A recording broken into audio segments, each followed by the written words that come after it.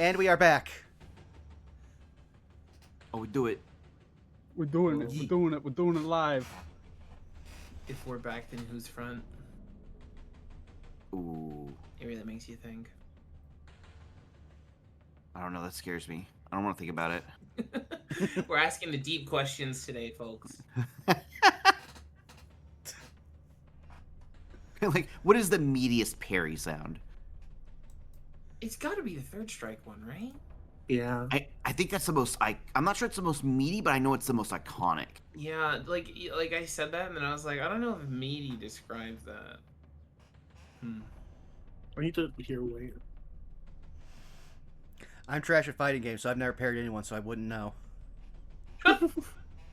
Yeah, I'm right there with you. I've only parried in like Souls games.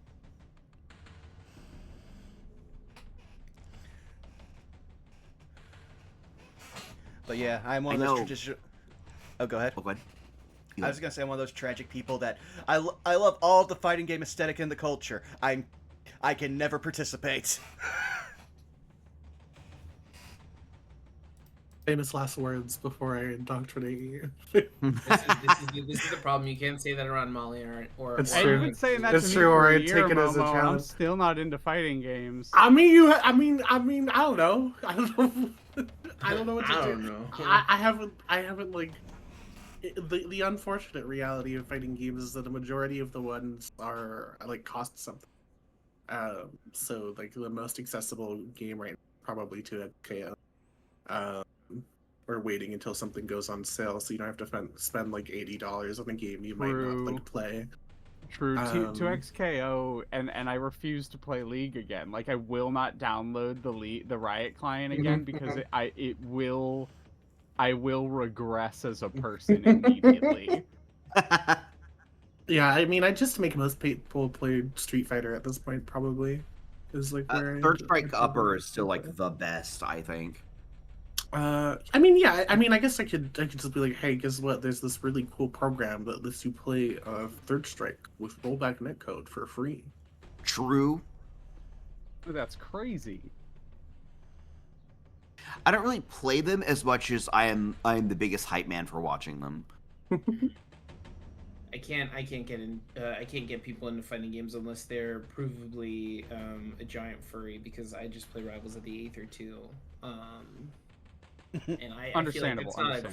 I feel like it's not a crime I can just like do to people. Like, yeah, I could get anyone into the game because it's sick, but that's like an evil thing to do. Like, I would need to like donate to charity afterwards, you know. As soon as you said getting into fighting games, like my brain flash banged like the Wooly versus opening for getting into fighting games for fun or for glory. Good. It would absolutely be for glory, but glory is fun.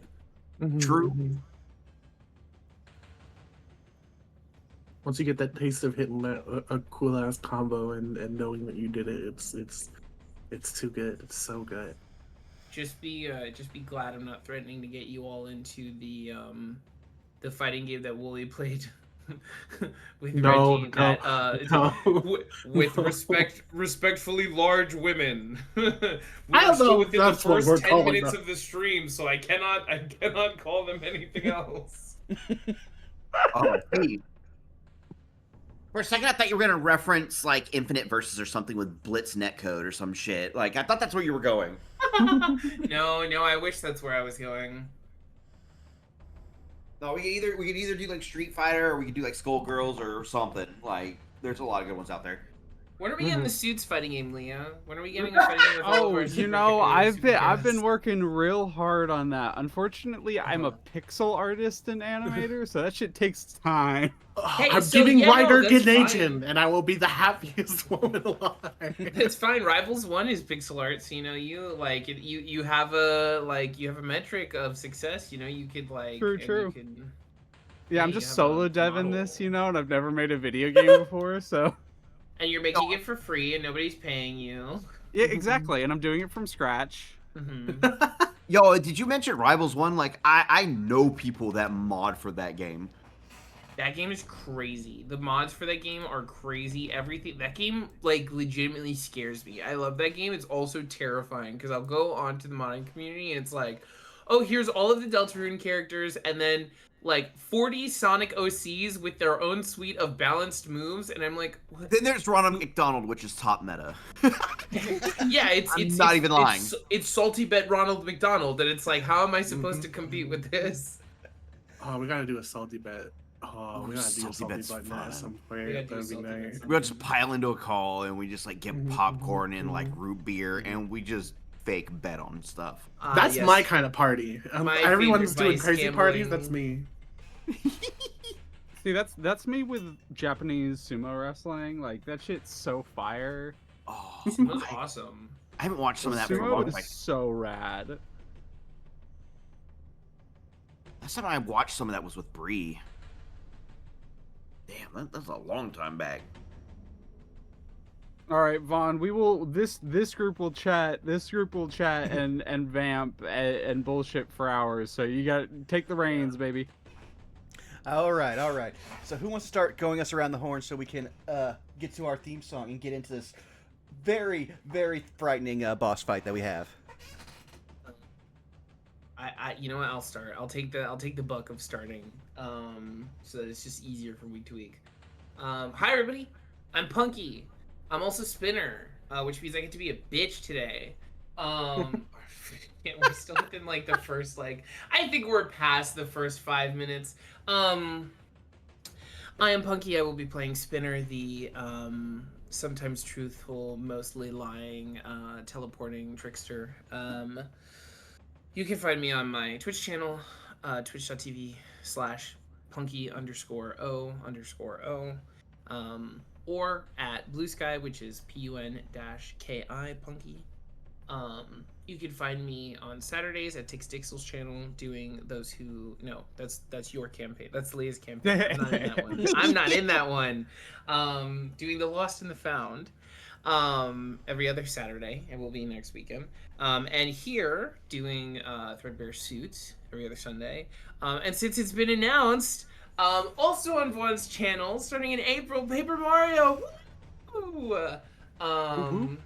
We get to do some fucking shenanigans there.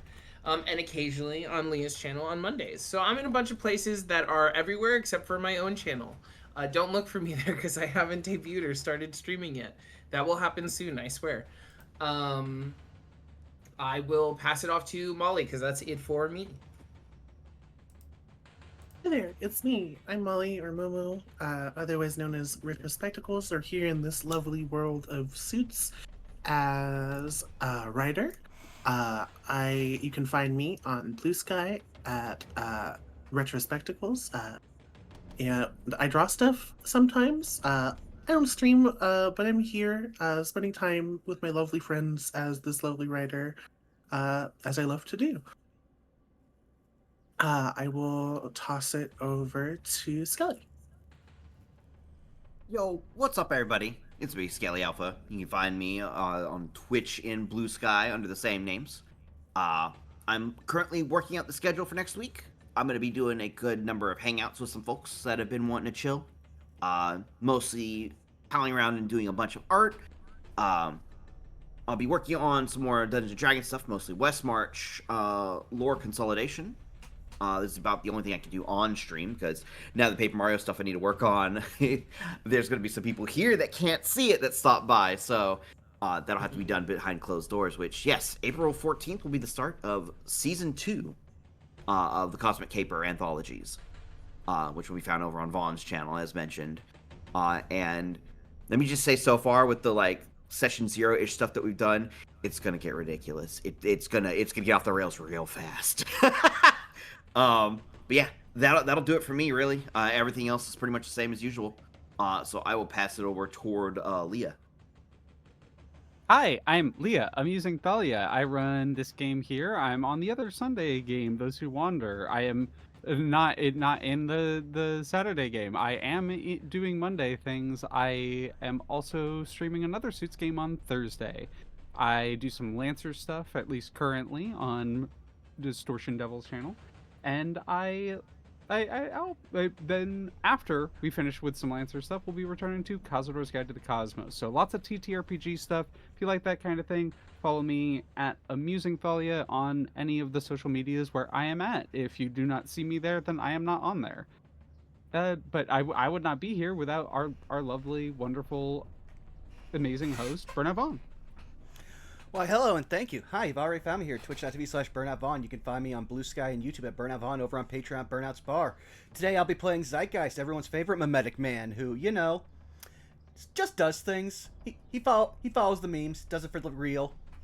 Whatever young kids say today. But yeah, you can find me possibly tomorrow over on Leah's channel for whatever we decide to do. Then following that, we should have a return for more of No Love War Extra, where we get further into our lovely trial of trying to protect a Yakuza who we might have framed for murder. Totally no conflict of interest there as a lawyer.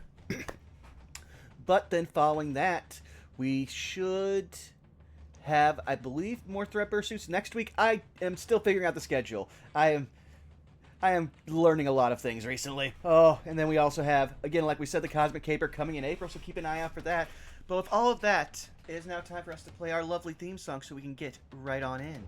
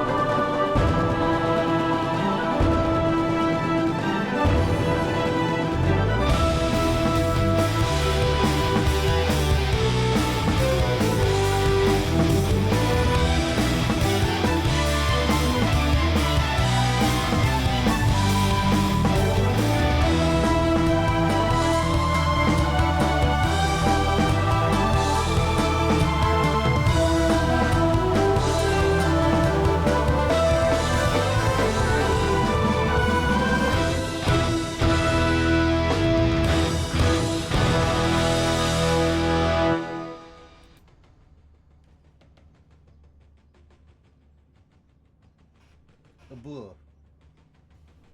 Ugh. Ugh. Oh, I really need a new red pen. But we have Yvonne back, yes? Yeet. All right. In that case, then let us get back into it without any further ado. Before we start off really quickly, what are all of we'll just go down the list really quickly at start of every session to make sure I get used to doing this more regularly. Black Mirror, what's your potential at, and have you leveled up? I have leveled up. I chose I believe I chose add a +1 to a label.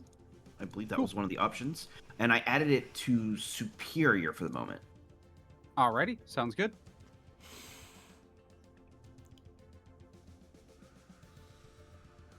In that case, moving down the list, Writer, what's your potential at, and have you leveled up? I have not leveled up, and my potential is at 4. 4, okay. Spinner, what's your potential at, and have you leveled up? Max potential, and I have not leveled up because I'm bad. Put me in the timeout corner. I think I'm just gonna take a label up though. I think that's the easiest thing, and that's what I was thinking about anyway. So I'm gonna do a +1 to Savior, which will put me at 0 because I'm currently at -1. Alrighty, Zeitgeist, potential and level up. I am at 0 potential because I leveled up either last session or the one before it, and I took a move from the Newborn Handbook. Alrighty, Momo, if you would like, you may gain a potential if you give us a quick introduction to where we're at right now. Okay. Oh man. I believe in you. All you have to do is pull up the last episode on YouTube. Watch it really quickly. Watch the whole thing really quickly, like a couple hours and a couple minutes. You can do it. Burn out fun. This is a deadlock stream. This is.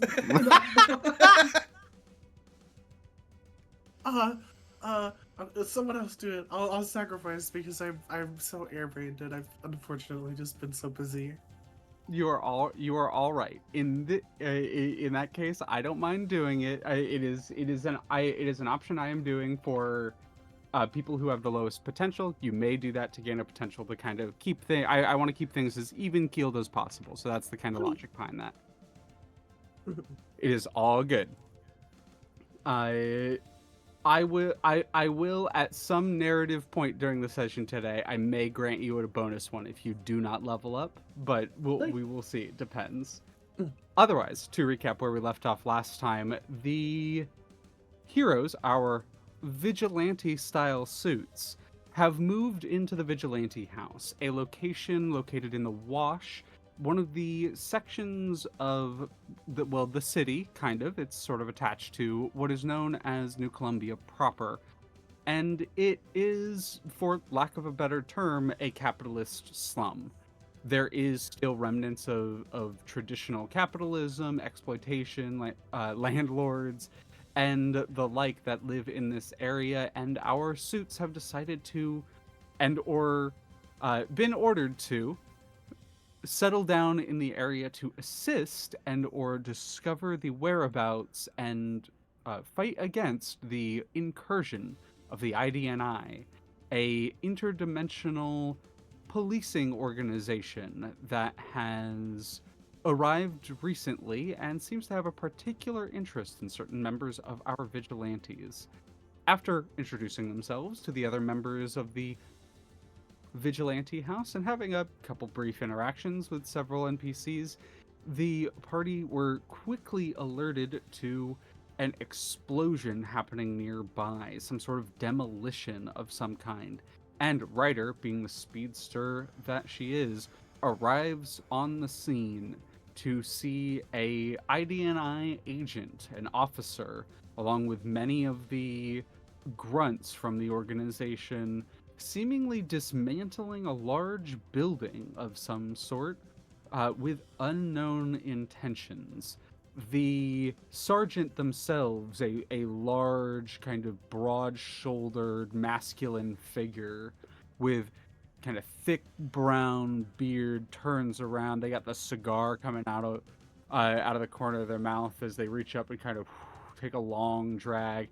They have the IDNI like blue and white coat kind of draped off of their shoulders, and the kind of combat attire of the IDNI, the blue and white underneath, like outfit with black body armor just kind of strapped on various locations. As they flex their hand, what seems like bars of iron, like barbed wire, shoot out of a large gauntlet around one wrist and seem to almost wrap around their hand like a metal punching glove, and just kind of turns towards our rider and begins to step forward. And that, I believe, is where we picked off last time.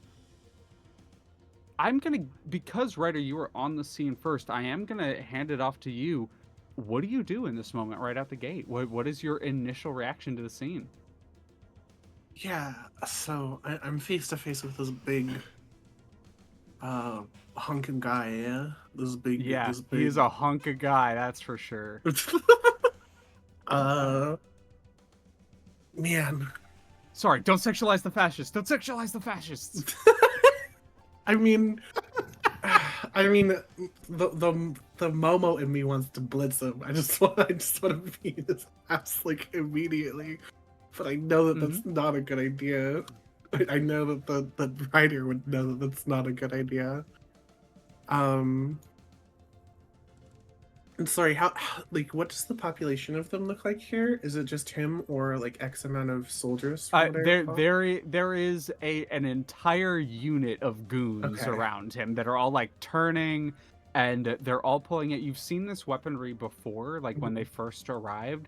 A bunch of them pull out what look like switch stun batons, like the kind of chink as the like metal thing folds outwards, and they crackle with electricity. And I think I've done like a little zip around before getting there to see what the population looks like. How like immediately in danger are other people Well, that sounds right like you're now? assessing the situation. Rolling Yeah. plus superior. They yippee. Let's see.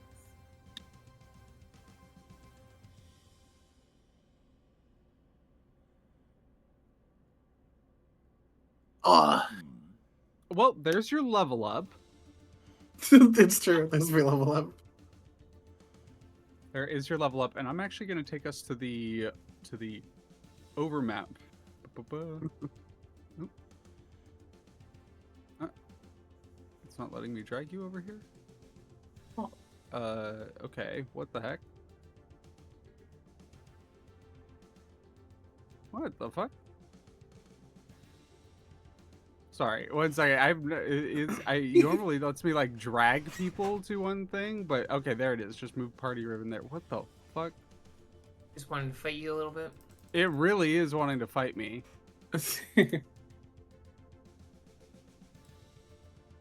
Yeah, what the fuck? It was really weird. I don't know what happened there. Sorry, y'all. A little bit of roll 20 hiccup, but I'm pulling y'all out here, and I'm gonna focus ping down here because this is kind of vaguely where we are. Is we're just south of the Vigilante house. You begin to take a look around as you kind of do a little bit of zip. The way that leveling up in this game works is you level up as it happens. There's no downtime. It's Okay. dynamic leveling, so you do get your advancement right now, and it can assist in the fight as it's currently happening. Okay. With a failure, that means I get to take a move. Mhm. So 1 second, really quickly. Let me pull up their sergeant's character sheet for myself so I can mark a couple things down. Boo, boo, boo, boo, boo, boo. All right, there we go. And so they're like looking around at you. And they're like the main villain of this situation. So any conditions that would apply to them. And then there's just kind of a loose group of enemies. I Yeah. think activate the downsides of their abilities and relationships. Tell them turn their move back on them. They can pay a price. I think this is a moment where I'm going to take the move, put innocence in danger here. So I think as you take a loop around, you are very thankful that you did, because you notice that the building that they have collapsed for whatever purpose that they are doing it for has pseudo collapsed, like it's still in the process of collapsing. Some of the structure's still up, and as you do like a loop around, you see like the head of the individual sort of like turn to follow your movement. As you like arrive on scene, you take a quick loop, and as you take a loop, that part of the building that's still together, it's crumbling. And the way it's sort of like leaning, it's kind of falling in a direction, and it looks like it is going to fall and topple onto a nearby building where you see people are like trying to rush out. What do you do? I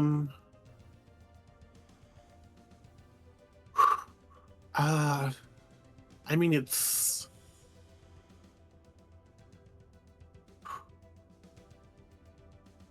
So sorry, they're doing what to put these people in danger again? Okay, yeah, just in as simple words as possible, they are collapsing a building.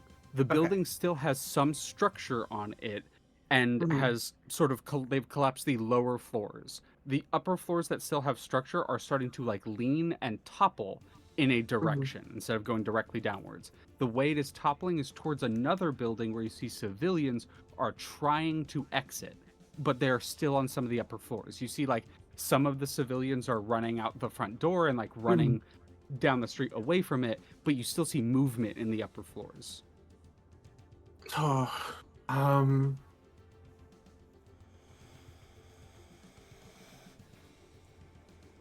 okay. Yeah, I mean, I domino want them situation. Yeah, I want them to get out, and I'm fast. And the fastest thing I Sounds like- know is me moving. Yeah, it sounds like you're defending someone. So roll plus savior. Okay. Yeah, I think I would just try to get as many out as I can. Yeah, because that if your focus is on protecting people, it is using your powers no matter what. But like the act you're doing is saving, Okay. defending someone.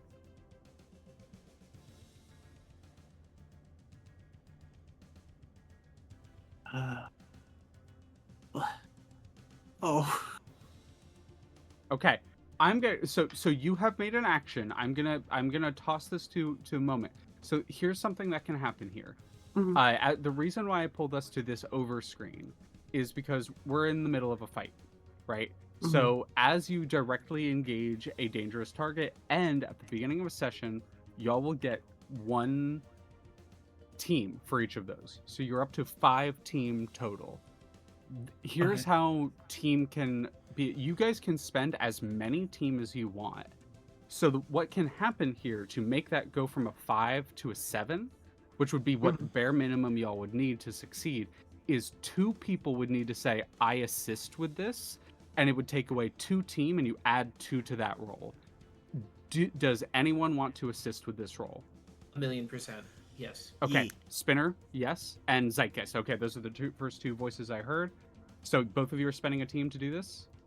Yes. Yeah.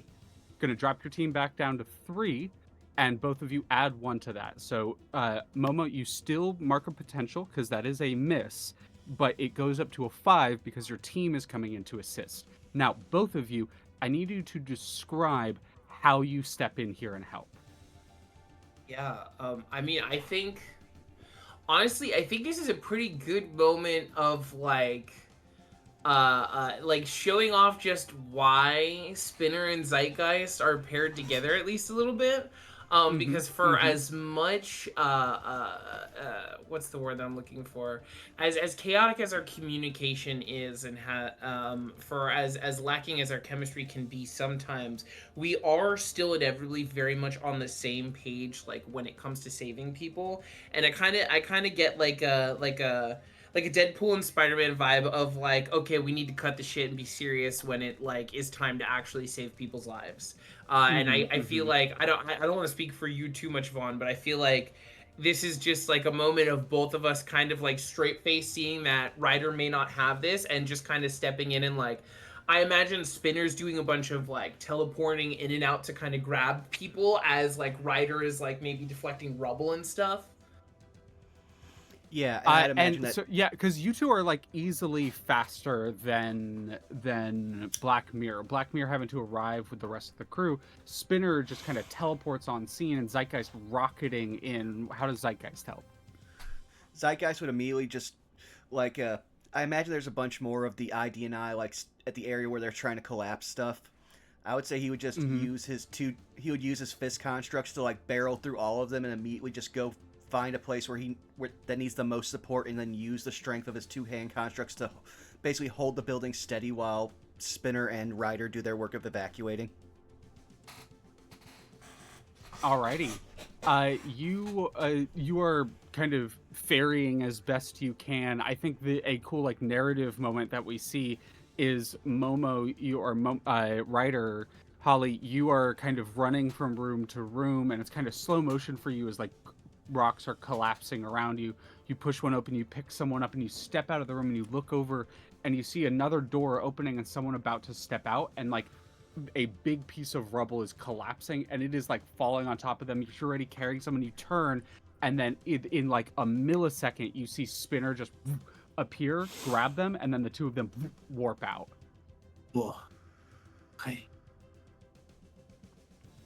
That breathe outward, that moment of relief, not having to see that happen.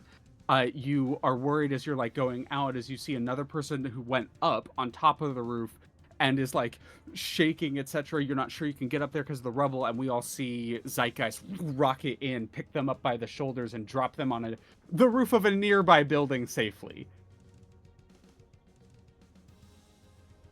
And while that's kind of happening, I think we see the kind of shitty van that the Vigilante house sort of pulls up, and the other vigilantes from the house kind of the door kind of slides open, and a cold mist just pours outwards, kind of fogging up the area before the music just not the music starts to emanate from the back of the van as Flo and Cold Open arrive on the scene to provide a little bit of a distraction.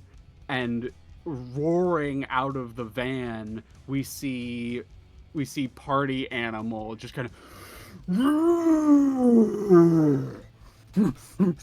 and rush up towards the sergeant, who we see just kind of smile wickedly.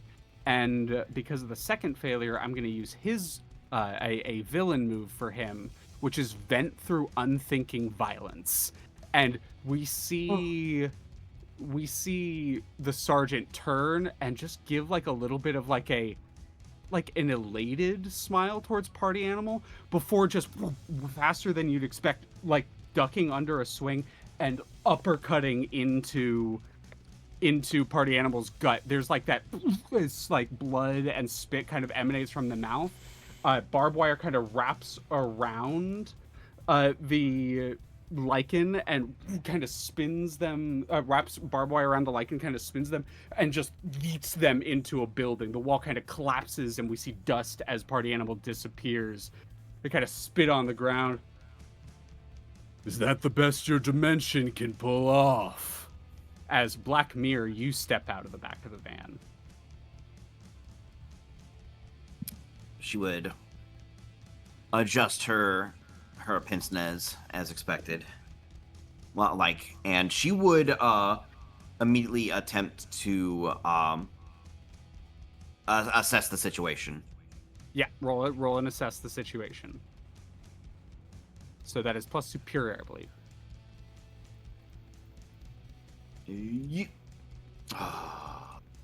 Baby. Miss.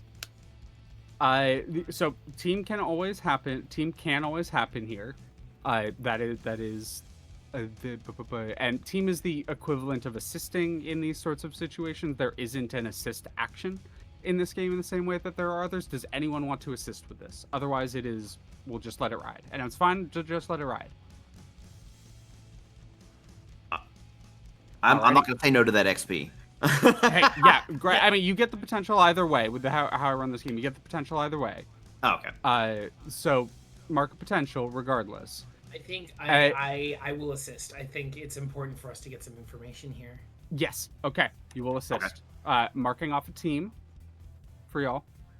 As you step in, how do you assist? What does this look like? What does Spinner like teleport next to Black Mirror and give some information? Does Spinner like see something from up above? How does this Yeah, appear? I imagine in between like trying to save people, while she is saving people, she is also like trying to observe, right? She's doing like 3 things at once of telling little white lies, teleporting people in and out of the building to keep them from dying, and also trying to like find some sort of like obvious weakness, to gather some sort of information of like, are they trying to get something? What do they want from this building? Is this just for disruption? Is there like a generator that they have or something for this dude's power? Like, what's going on?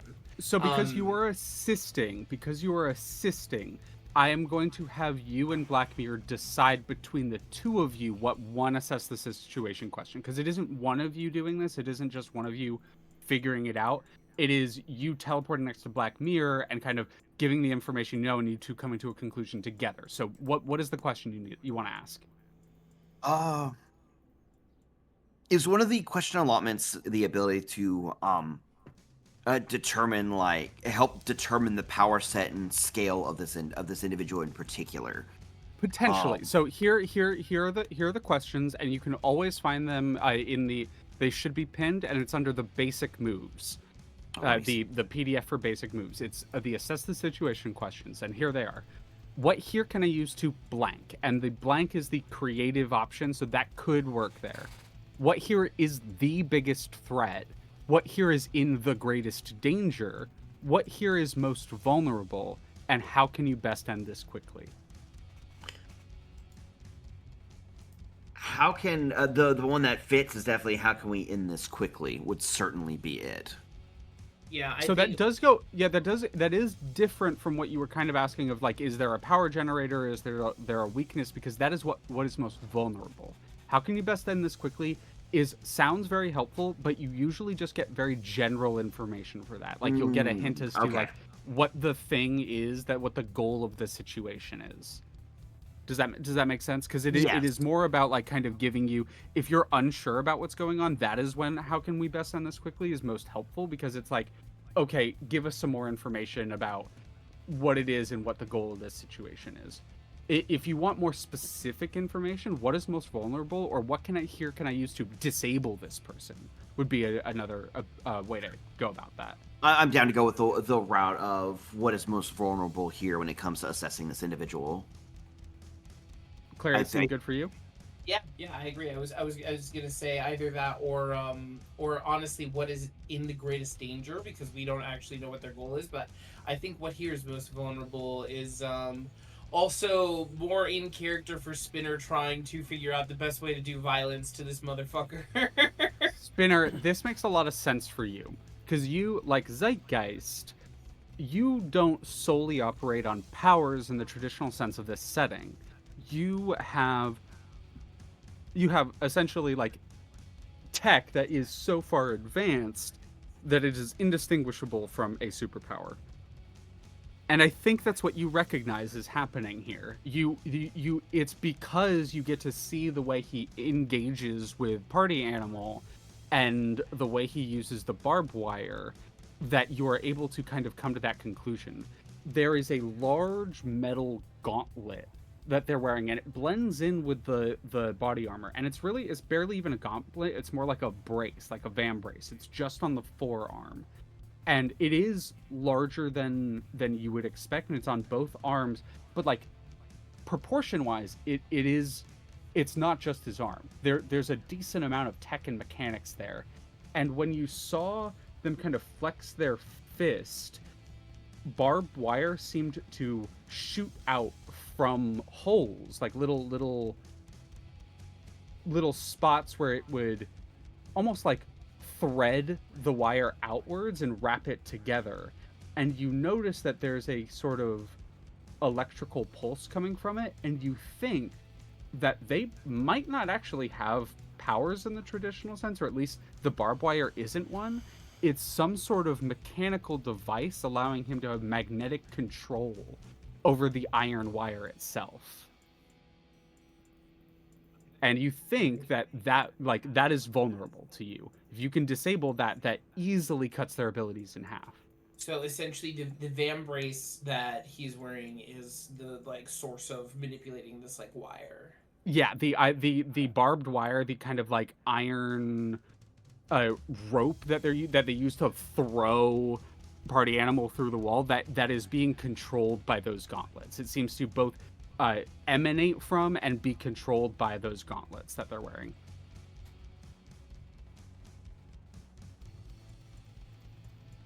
All right, yeah. And it is most definitely vulnerable.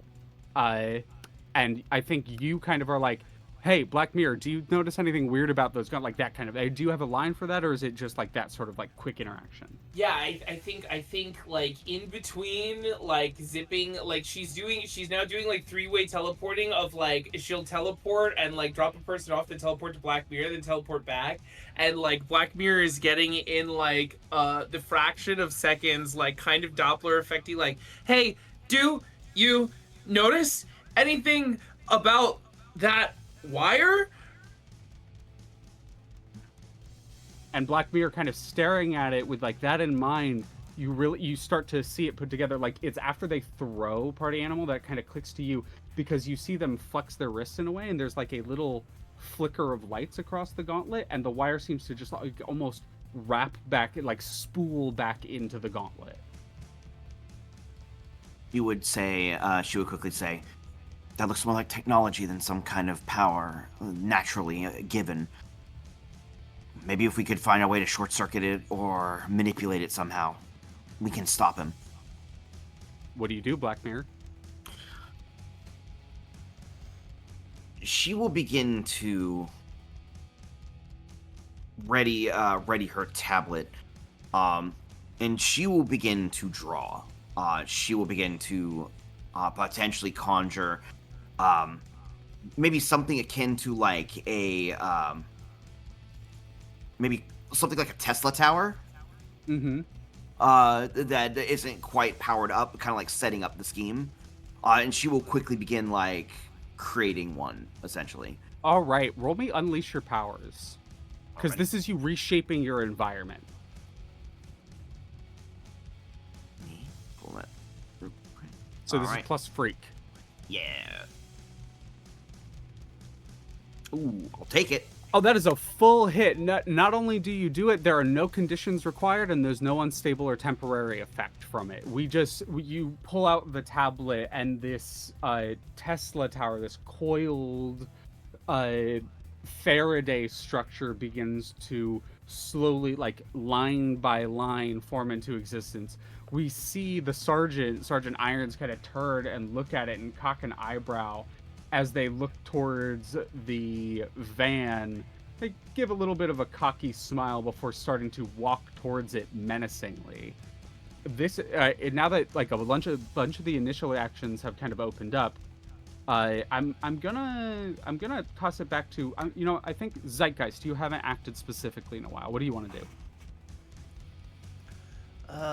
Like I said, he would basically right now be more focused on making sure that the evacuation goes fine, so he'd be trying to keep the building as steady from like collapsing as possible, so using the strength of his constructs and just trying to make sure that everyone gets out safely. Sounds like you're defending someone, so roll defend. Okie dokie. It's plus savior. Okay.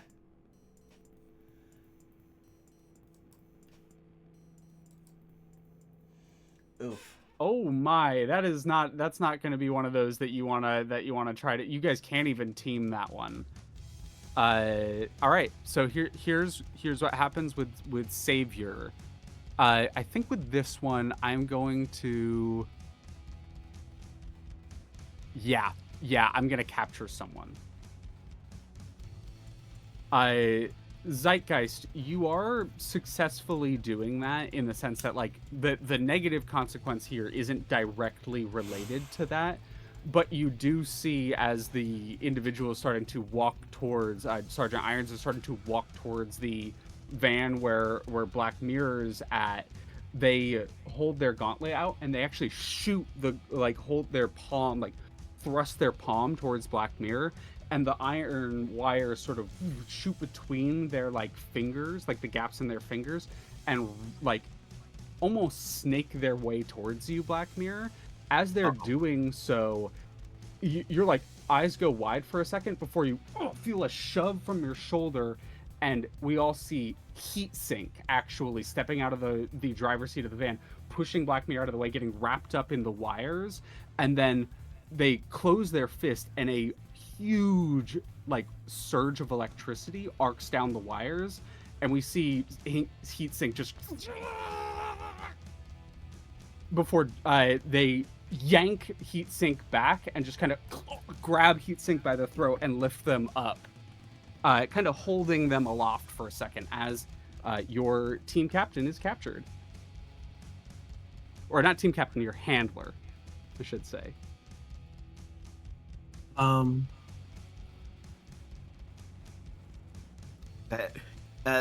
Black Mirror like hits the ground pretty hard from the shove, and like fully tries to collect themselves at what exactly just happened, like turning to see what's going on. like having to pick up her glasses, looking at the situation, seeing like what has transpired because of her.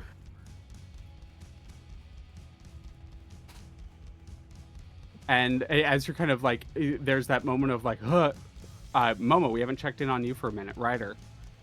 Yeah, I think I would probably just be getting out of helping people. Yeah, At that that building point at and this seeing point this. is now evacuated. So like you Yeah. just finished with that, you step out, you turn towards, and you see that happen. So I can do a couple things. Yeah. I mean, there's quite a few things that I can do here. So I have 2 moves that will probably really help with this situation. I have Game Face and I'll Save You. With I'll Save You, I can mark a condition and defend someone I love as if I rolled a 12 plus. Alrighty. And then I have Game Face. When I commit myself to save someone or defeat a terrible enemy, I can mark a condition and gain +1 to all rolls in direct pursuit of that goal. So it's basically, do you want to mark a condition and then roll, or do you want to mark a condition and just succeed on the defend? I will say, if you mark a condition and roll, that +1 applies in general against that target going on. Okay. So it's like, do you want the immediate quick benefit for the condition, or do you want the ongoing benefit for the condition?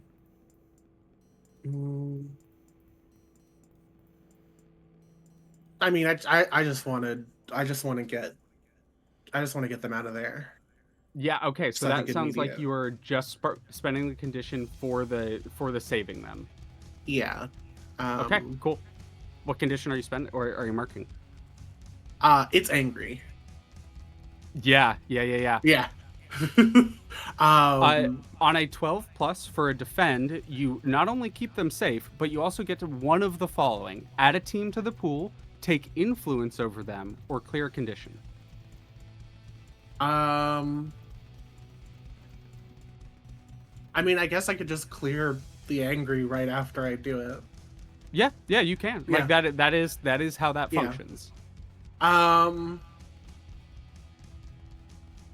I think I think Ryder will see it happen, and zip by. I was gonna punch him in the face and grab him, and I'm out of there. Then like zipping around to place them somewhere out of reach, and then I'm locking eyes with the bastard.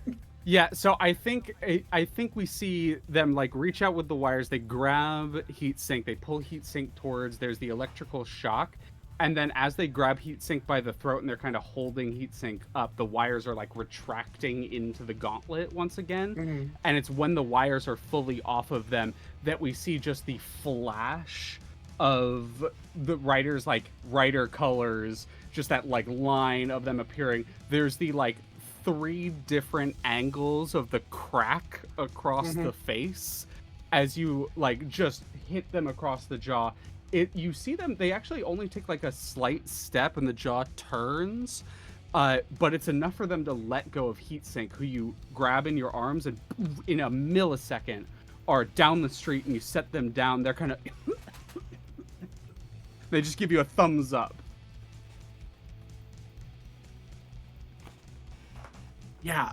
Okay. You turn, make eye contact, and this the sergeant is now turning towards you with a pissed off look on their face.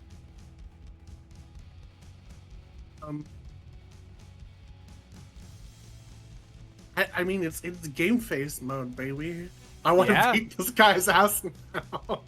Go for it. It sounds like you're going in for a directly engage a threat. Yeah. So would I get game face for that now? If you would like to mark another condition for game face, you can. Yeah, it's just angry again for sure. Yeah, you mark angry again. Yeah. Go for it. Okay. So there's the dice here for the move. Would I roll that, or would I roll just the thing for it? Let me just really quickly check what you're talking about. Yeah. Well, Dice for this is for game phase, so it does have dice. Oh, labeled danger. Okay, I believe when you commit, I'm just making sure I got this right. I'm pretty sure.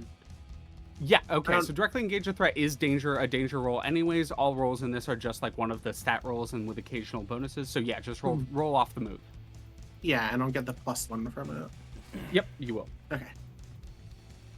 That's Or a you should. 7.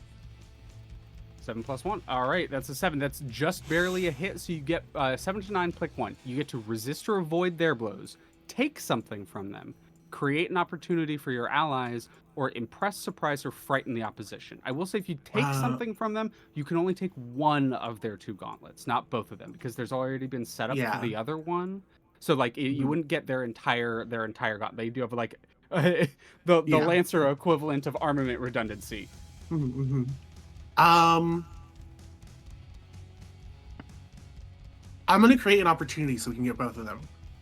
Hell yeah, that definitely makes sense. I think I'm gonna dash in and kind of see that like they might have put their hands up forward in like a boxing stance defensively, and I'm just gonna like pull my arms in and then slam them out so their arms open wide as I just get right in their face.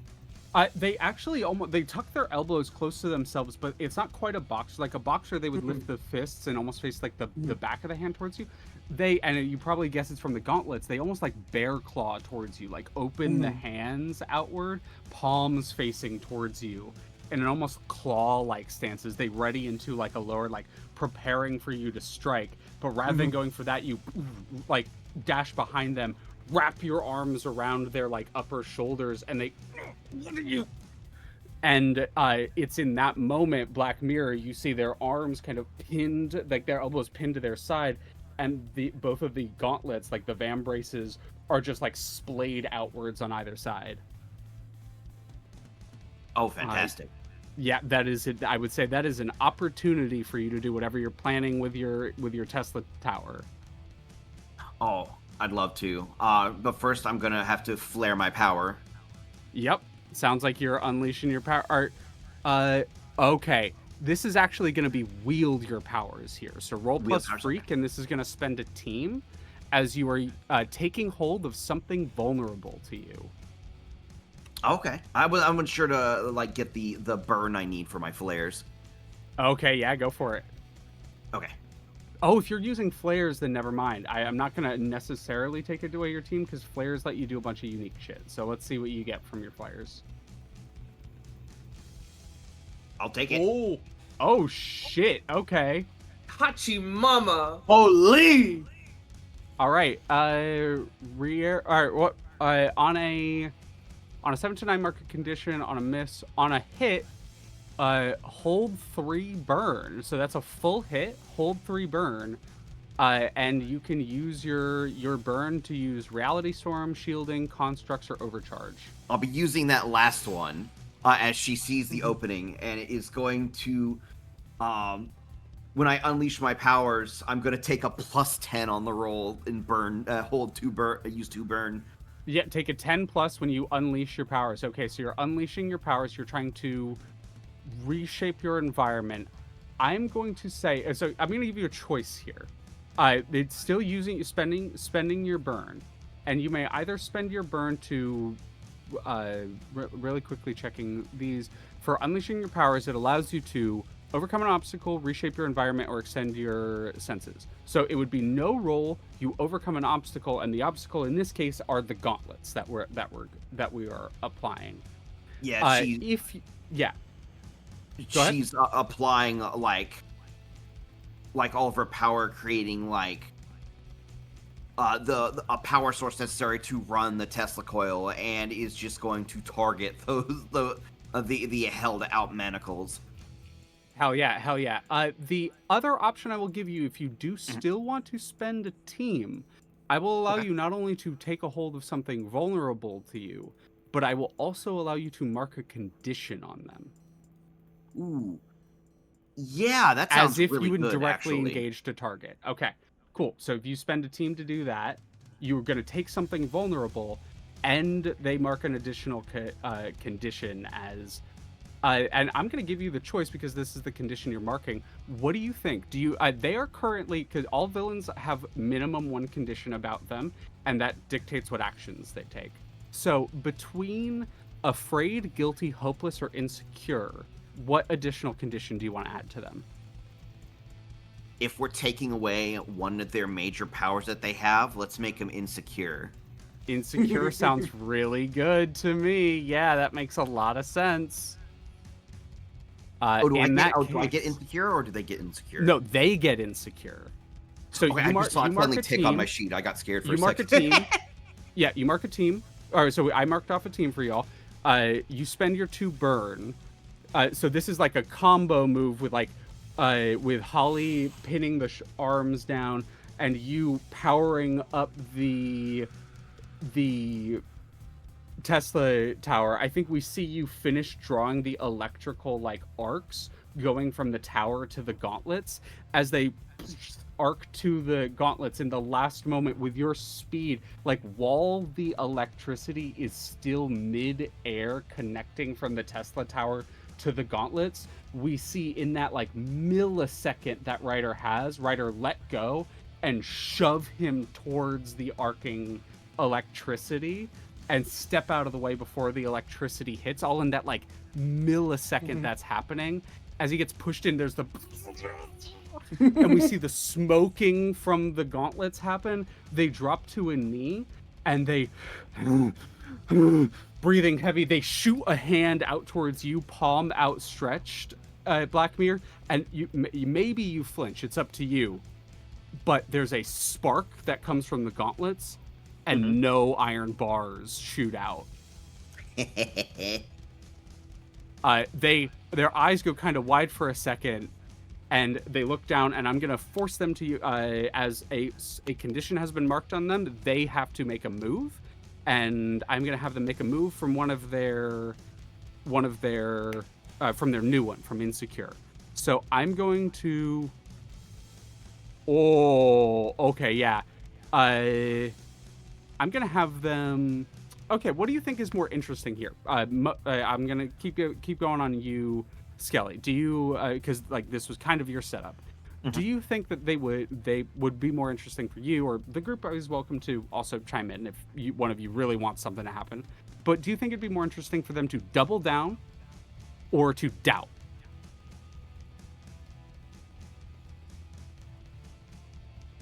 Considering how rash they've been throwing themselves into combat, I think they're the kind of person that would probably double down.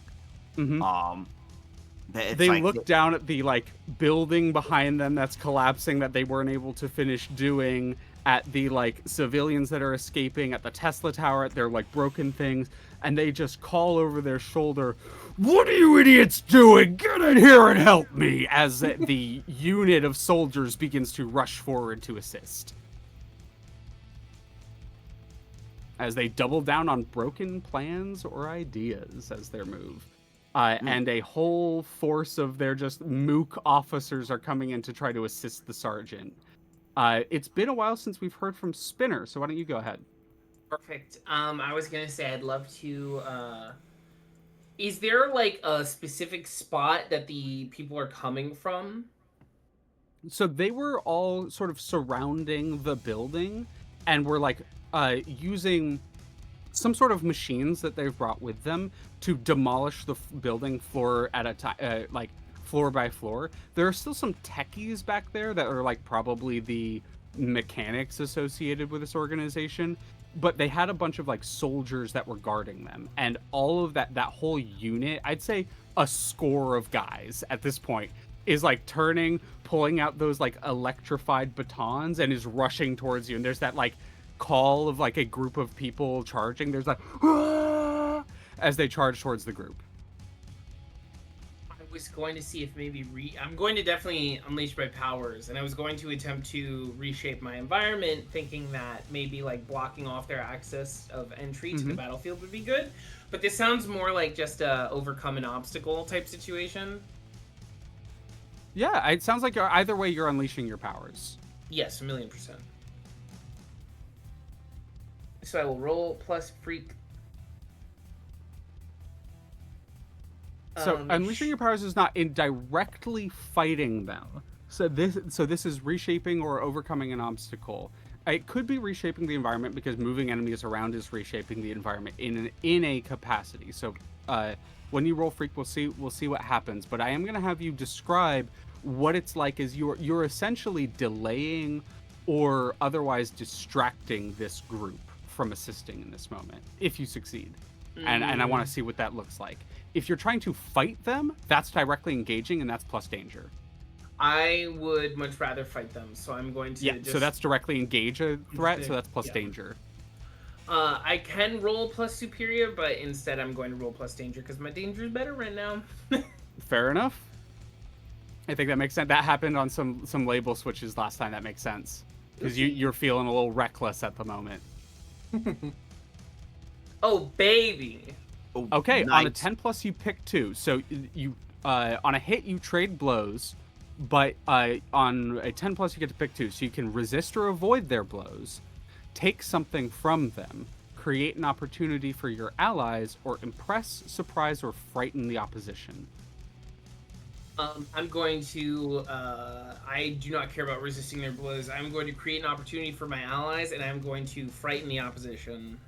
Okay, so I'm gonna, because you're not resisting or avoiding blows, you do mark a condition, Sounds good. and then because you mark because that happens, you get to create an opportunity. So I want you to describe what the opportunity is and how you terrify this like group of 20 soldiers.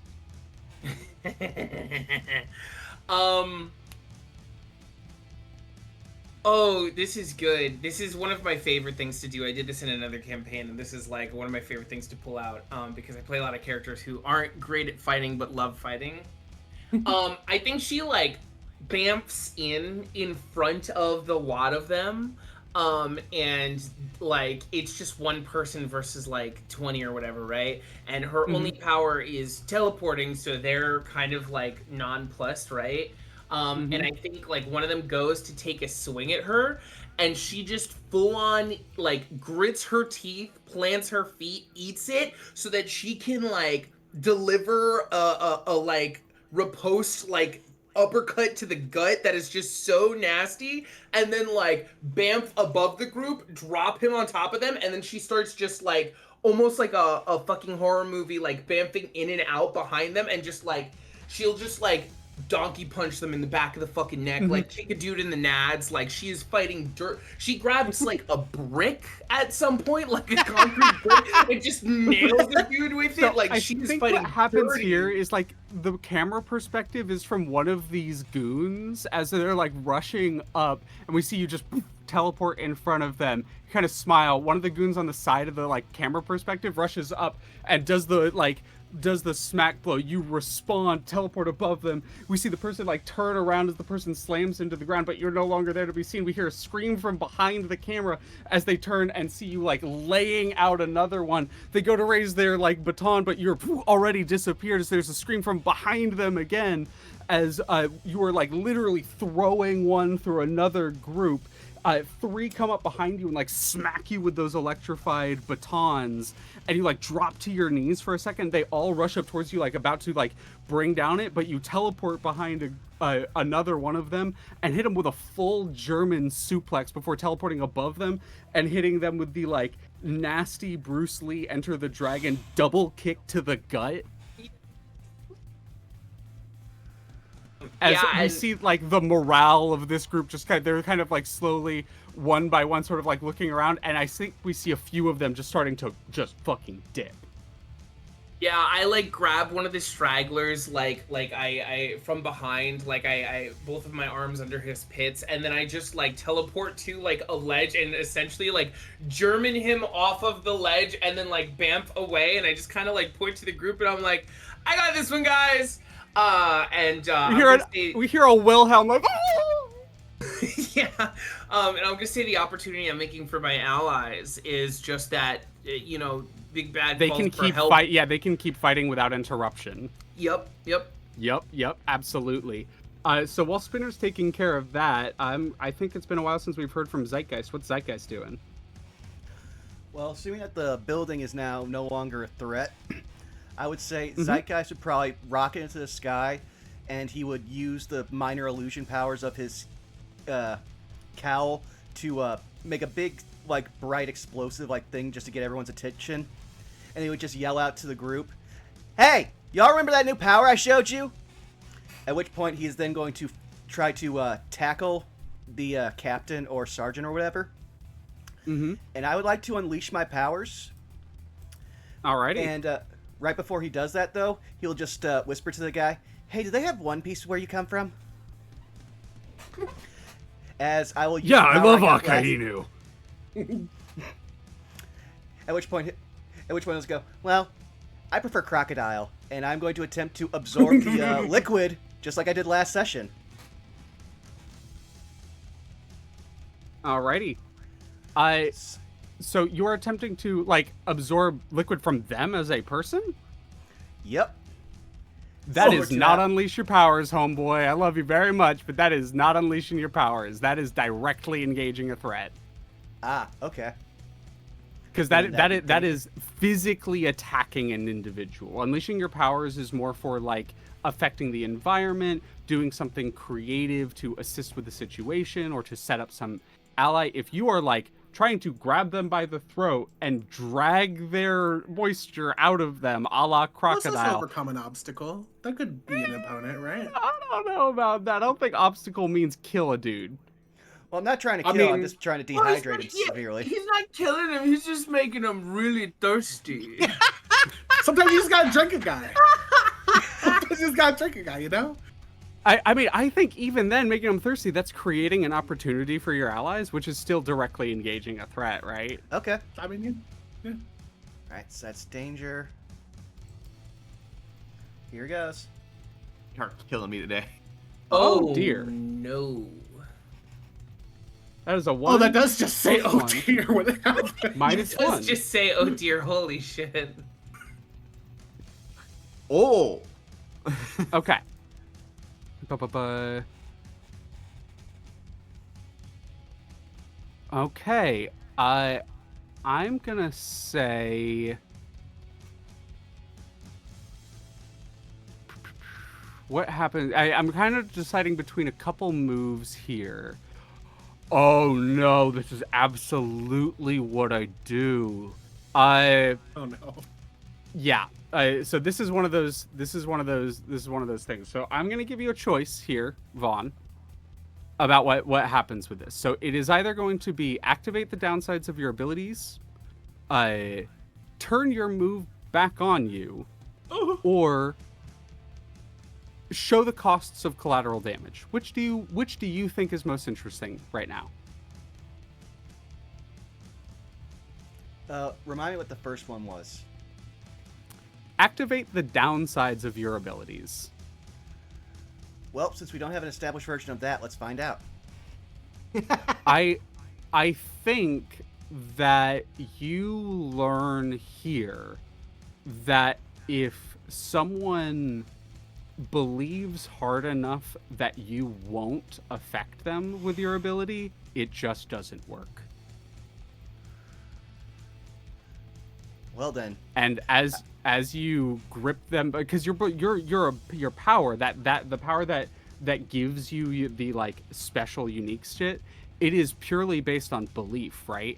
And as you grip this person by the throat, they look down and they kind of narrow their eyes, and he kind of crooks out a smile, not like a huge one. They're still injured and on the back foot, but they go, "If you could have done that, you would have done it already." Before, like, giving you a bit of a crack to the head with a headbutt and shoving you away from him for a second, and standing up and getting ready to fight again.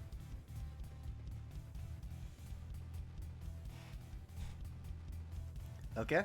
Vaughn, I'm still gonna give it to you because I feel like when like when something like that where you kind of roll backwards or where there's a failure, I want to keep going till you have All right. an interesting narrative moment here, right? So what does this look like? You rush up, you do that flare, you rush down, and you learn this about yourself, right? You learn that the ability that you have to do has to be believable enough to the person you're doing it to. Well, then I think this would be a good time for my most latest move, which is a mind of their own. Mm-hmm. Your powers evolve and mutate. When you are facing an obstacle or threat that your powers would not be able to deal with, you can mark a condition to gain a brand new ability adapted to the situation. You lose these new powers once the danger is gone. That's so fitting with what we just set up. Oh, that's fucking awesome. God, this game Hell is so, yeah, this game is that's so so cool. good. All right, well then I will mark my condition as angry. And at this point I'll just be like, this would be the first time since he escaped his original timeline that he's really had to deal with like fascist or oppressive like police forces and whatnot. And he's not really taking it well. So I'm gonna say he starts kind of like just getting angry and reaching out to, at this point, any part of the collective consciousness that's around him for any kind of power, any way to fight back. And he's just going to So like, here's what I... Mhm. Go ahead, sorry. And he's just going to look at this guy and then try to direct it outward and see whatever comes out. Okay, so here's what happens is, in this moment, you realize something about your abilities. One, they have to be believable to the person they're affecting. And that's the negative thing, right? But then you almost turn that back. You push that psychic consciousness onto the individual who didn't believe you to kind of almost peer into their psyche and figure out what it is that they would believe, what it is that they would be afraid of here. I can give you one. I'm happy to give you one. But Vaughn, if you would like, what do you think the sergeant would be afraid of you having right here? Well, in typical oppressor fashion, I would say he'd probably most likely be afraid of whatever he uses being used back against him. So I would just say, at this point, he starts manifesting his own form of barbed wire, just from nowhere.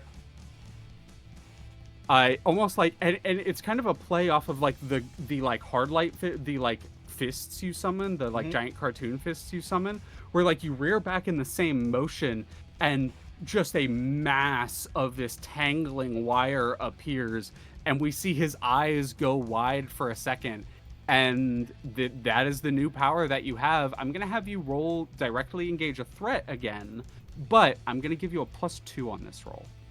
Okie dokie. Type it in.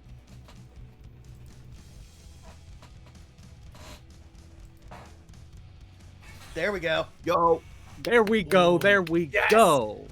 Okay. On a 10 plus pick 2, so you get to resist or avoid their blows, take something from them, create an opportunity for your allies, or impress, surprise, or frighten the opposition. Since the opposition's already frightened, I think this will be creating an opportunity for the allies, which at that point I would say I hit him with, again, just a giant fist wrapped in barbed wire, but as the fist hits him, I would say it starts wrapping around his limbs and just holding him in place, just go, this is new. And is that resisting or avoiding their blows as the second? Yeah. Okay, so create an opportunity, resist or avoid their blows. So you don't mark a condition because you resist or avoid their blows, but they like go to punch you and the wire kind of arcs around you, wrapping around their arm, and they look down with like pure fear. And I'm actually going to mark their third condition, afraid. They are kind of on the back foot here, but a condition got marked on them, so I do make a move through their new up from their new condition. They are going to Ooh, this is a hard choice on my point narratively. I want them, because of angry, to lash out without thought at a threat, but I think for the sake of the story we're telling, I don't want the sergeant, the first like major enemy from this faction, to be the like badass who fights without any like. I think in this moment, the move that I make on them from afraid is plead for mercy. As they are like starting to get wrapped up with barbed wire that looks eerily like their own. And you hear them go, "No, you don't understand. No, it's not gonna. If you don't let me go, and they are begging, and they are in pain and like kind of growling and grunting, and you hear like stretching noises from their muscles as the barbed wire is tying them up, and they are at this moment a vulnerable opponent. If anyone would like to make the last action on a fight against a villain, which is overwhelm a vulnerable foe, it's roll plus danger. On a hit, the fight's over. Who wants to do it? Oh, please. Please let me. Please. If anyone, Do it. If Do anyone it. obliges. Do it. Do it. All right. So we're gonna Yeah. spend our we spend our last team to do it. So he's wrapped up in his own. It looks like his own, but you see it's being like, now. it looks like his own power, but it's being conjured by Zeitgeist at the moment. Where is Sight in relation to him right now? Yeah, Zeit, describe what this physically looks like for us. I'd say it looks like Zeitgeist is now standing probably about 5.5, 10 feet away, like pushing him away as like barbed wire is just unspooling from his arms out of nowhere, like just wrapping various limbs of this guy as he's like trying to fight and still keep standing, I guess. Mm-hmm.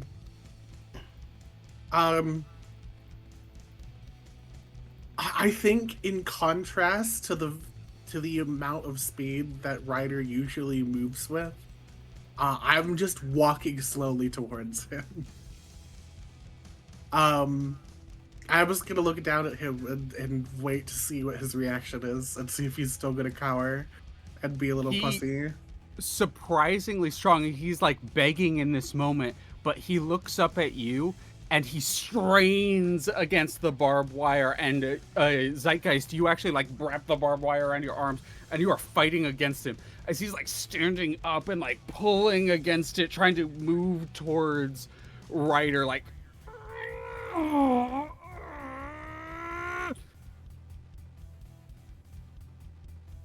what do you do? I'm like 7-page Buddhaing this bitch. I'm just like punching this guy into oblivion. Just Roll plus danger.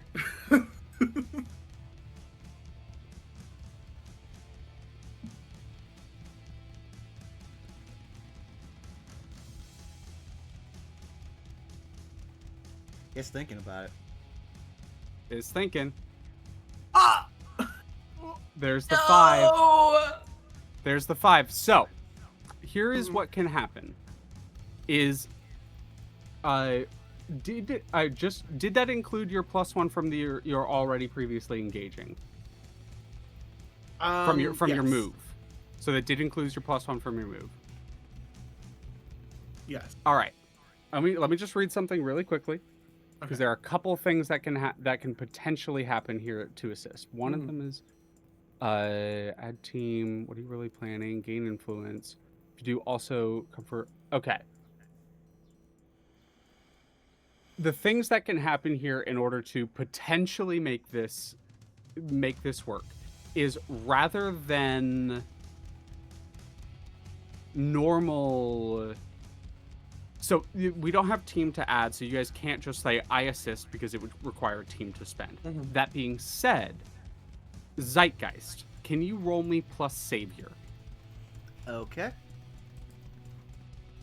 And we will describe narratively. Oh dear. Okay. Oh no.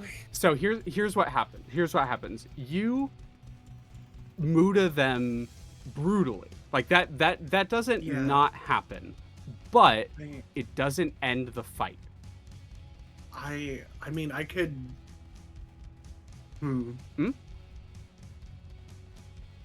There are some abilities that give people potential +1s to things.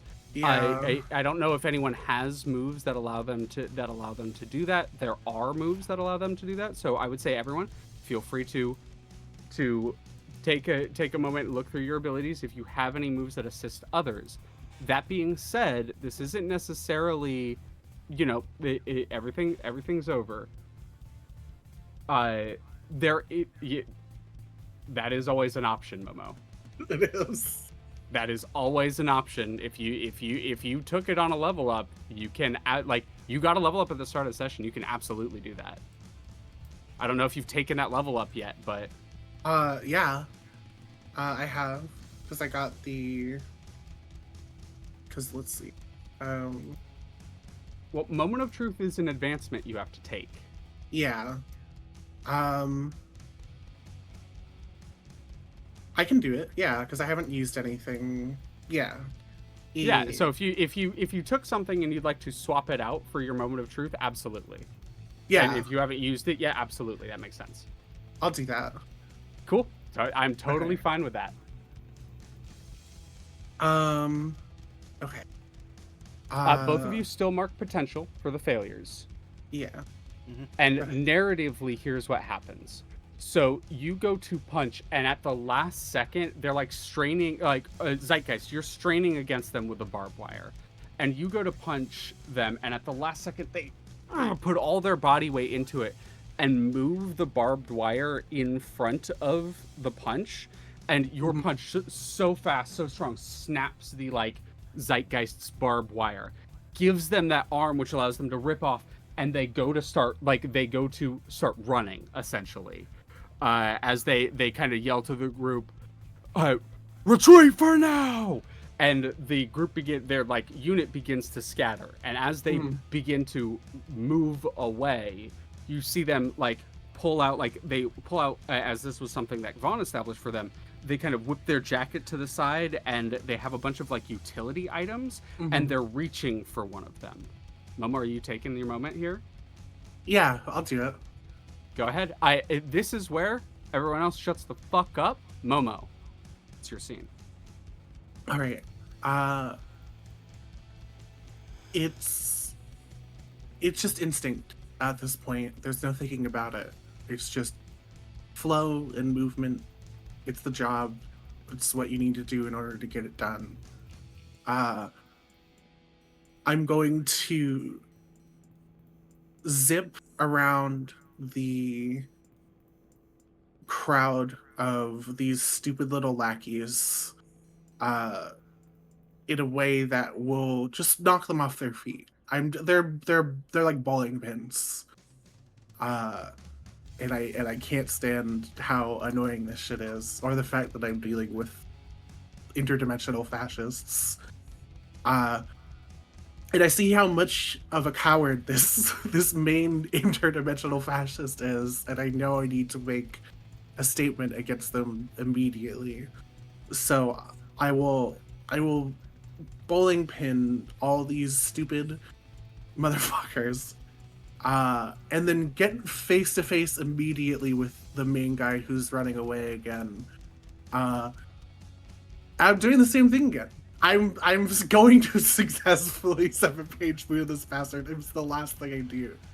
I'm going to start punching him repeatedly, just kind of in the sternum, and with the momentum as I keep punching, he's just going to lift off of the ground. I want to keep punching until I see that he's not conscious. So this is going to be. I'm going to count your moment of truth as a successful overwhelm a vulnerable foe.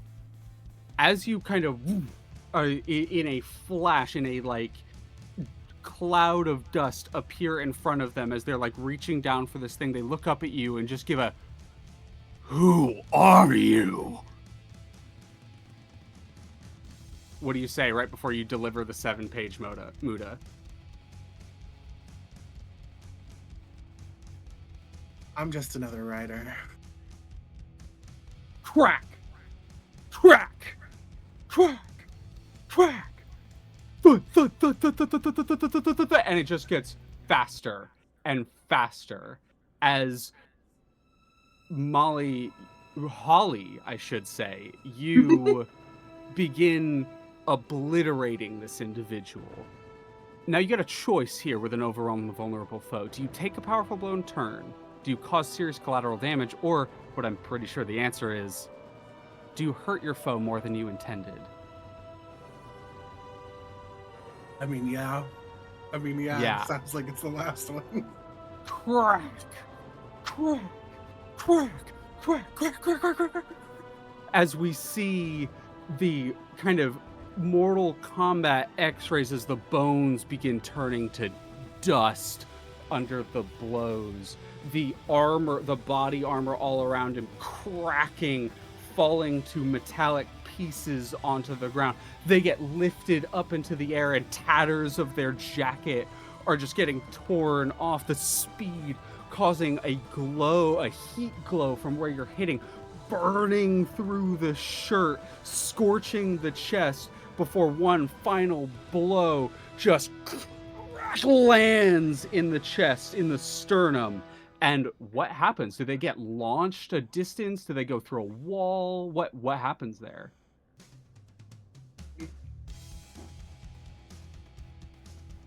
I think I'm just like, I think the flurry of blows is like lifting them off of the ground, and then I just put my arms by my side and they fall just straight to the ground. They don't fly, they don't go anywhere, they just slam right into the ground afterwards. I think we see your arms go to your side, and we see them just for a few seconds, like maybe not even a few seconds, a second after you put your hands by your side, they still, as if like taking ghost punches, like the momentum from the hits still finishing up as their body's still like undulating from the blows before just dropping unceremoniously, cracking to the ground.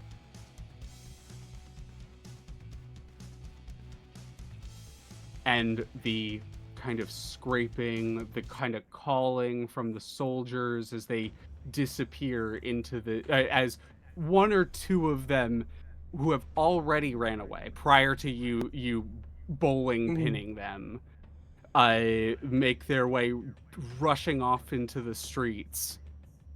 The majority of the soldiers here collapsed, groaning, absolutely bodied by you and Spinner, just rolling on the ground in pain, arms bent backwards in some places, as the Sergeant Irons, is completely unconscious on the ground.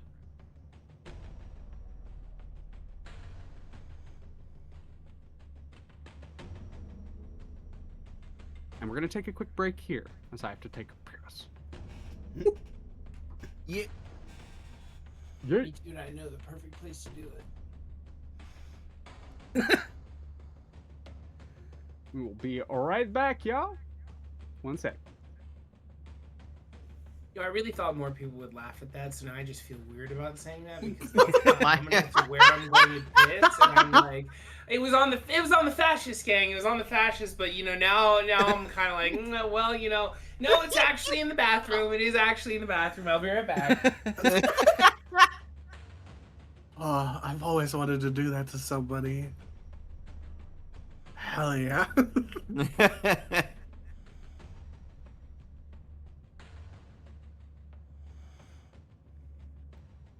Now I'm sad because I kind of like that power, but now I don't get to have it anymore. No. There's plenty of other good powers. They took away your hermit purple. Oh well, I'll just be traditional Joseph and have Hammond. Ham and cheese. Wait, so I actually have a stupid meme for this. Let me see if I can find it. No, we need to equip Zeitgeist with fucking Zappelli's spin power. There's some stupid shit you can do with that. Oh, trust me, I know. Motherfucker.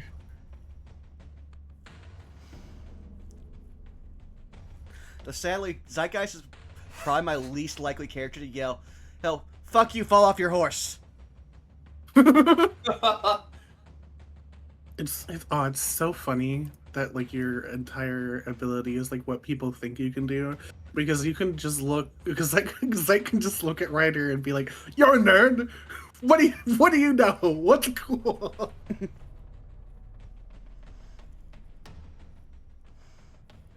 Zeitgeist has been gaslighting Spinner for years. No, we established this. He's only been actively gaslighting you for 6 months. That's true. It's only been 6 months. It's only been 6 months, but all 6 months have been filled with a lot of gas and a lot of lights. To be fair, he also respects all of your personal boundaries. Finally found it. No, it's completely true, and like to be totally like honest and fair, it's not like a malicious thing you're doing. Like Spinner has no idea what you could do in the first place anyway, so you just kind of start talking up game about stuff that you could do, and Spinner's like, oh yeah, okay, you know that makes sense. I return. Welcome back.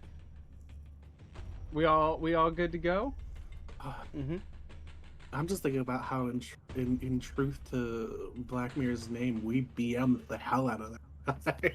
I can't believe we already had a moment of Abso-fucking-lutely. truth. Yeah, that was awesome. That's my first moment of truth in a game, y'all. Hell yeah. I mean, we gotta do it for the interdimensional fastness. Hey, fucking do it up. You know what I mean? Like, it is baller. And for the record, not that potentially the last moment of truth we've seen from Ryder. One of the improved advancements, one of the greater advancements we can get later, is you can actually re-unlock your moment of truth.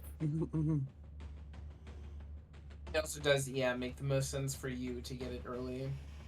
Ryder, true. though, one thing about the moment of truth before we move on is you permanently lock one label. Can't be edited by anyone. I guess it would be. I guess the question would ask is like, there's stuff that says that you have to like move down one and move up one, right? Would Mhm. that one that's permanently locked mean I would have to choose one that isn't that? I would assume. Correct. In the Yes, future? it Okay. means that one is locked permanently at the number that it's at. Oh, okay. Usually want to lock when something has hit like the max, which is 3.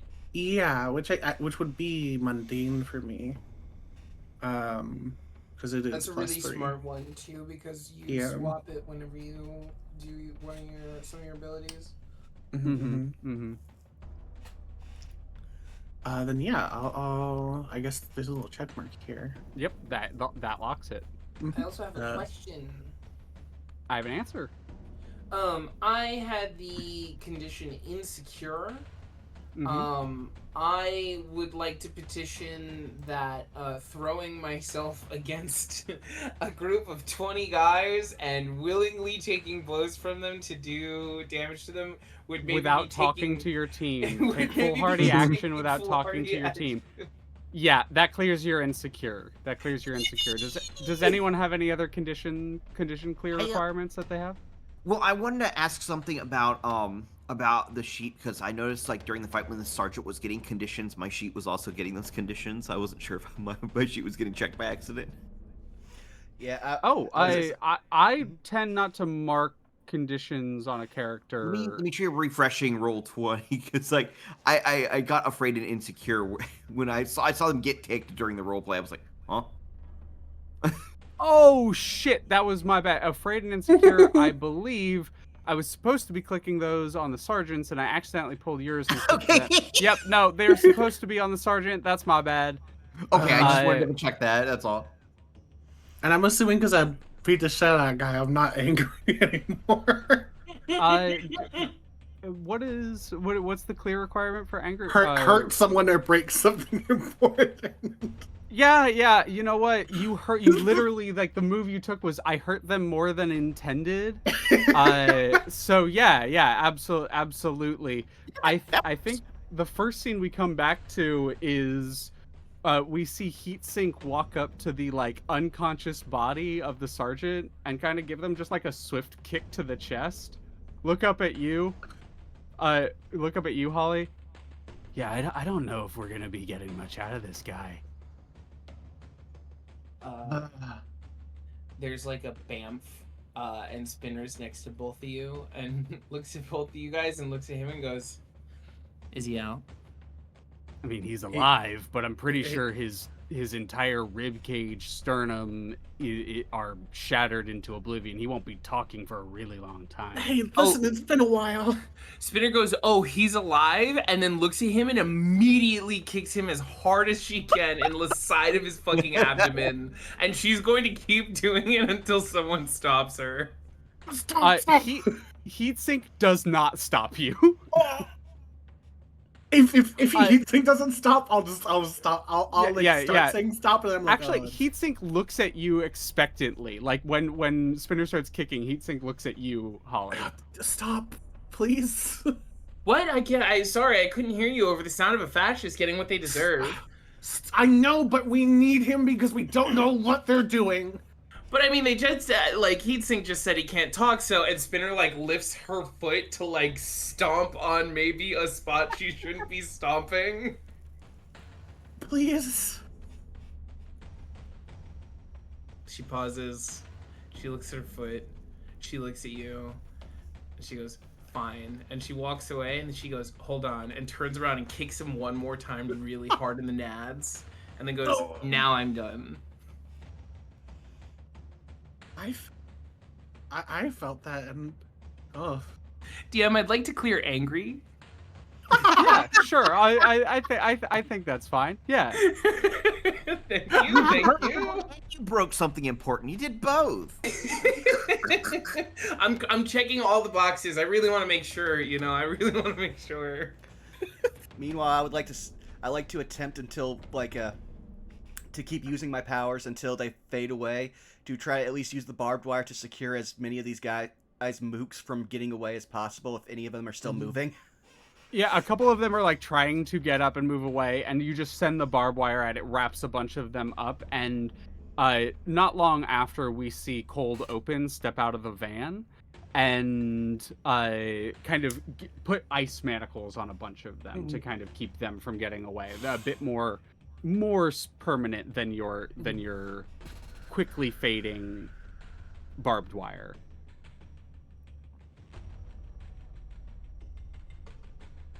I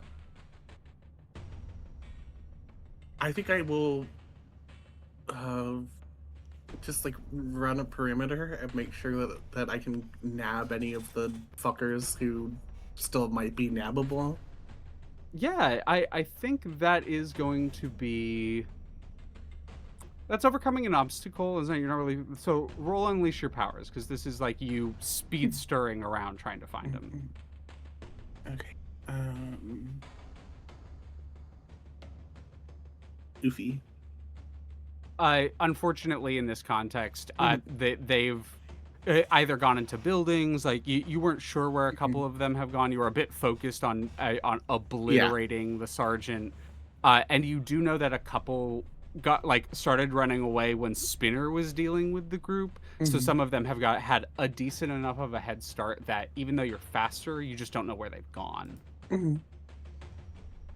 However, as you're stepping out, you hear from behind you, I wouldn't worry too much about them.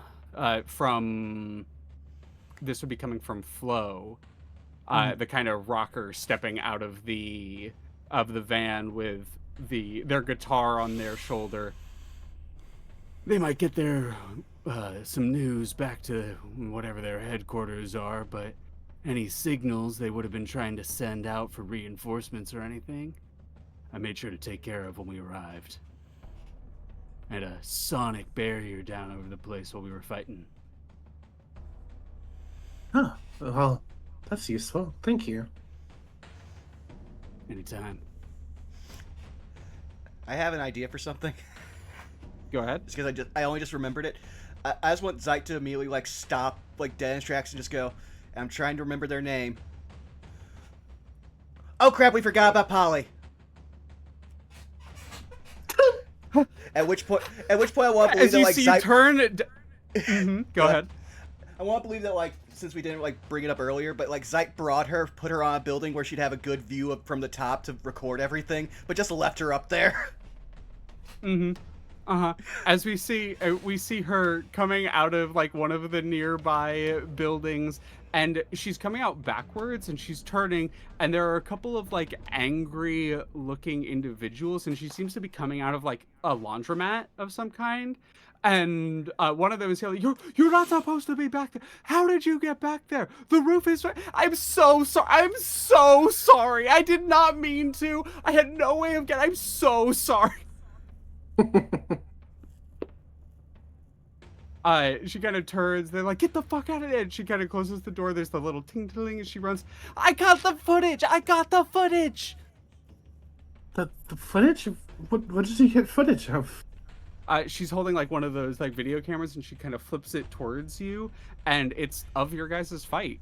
It is pretty much from when Zeitgeist arrived to when you finished off the guy. And Oh. she kind of reverses a little bit and then just plays back, and we see in like it from this camera angle, one of the camera angles we saw during the punches, like that like last set of punches as you lifted them off the ground. See? Spinner Oh. like is like gesturing to everyone to like gather on. She's like, oh guys, you gotta see. I nailed a guy like so. I did like I've never done a German suplex, by the way, but like you got Polly, you gotta rewind. You gotta rewind a little bit. She got. Oh, yo, look! Check it out! Oh, I think I heard a crunch. Oh, I didn't hear a crunch when I did it, which is weird, but I heard a crunch that time, and you were kind of far away. Oh, Yeah, they're still not moving. oops.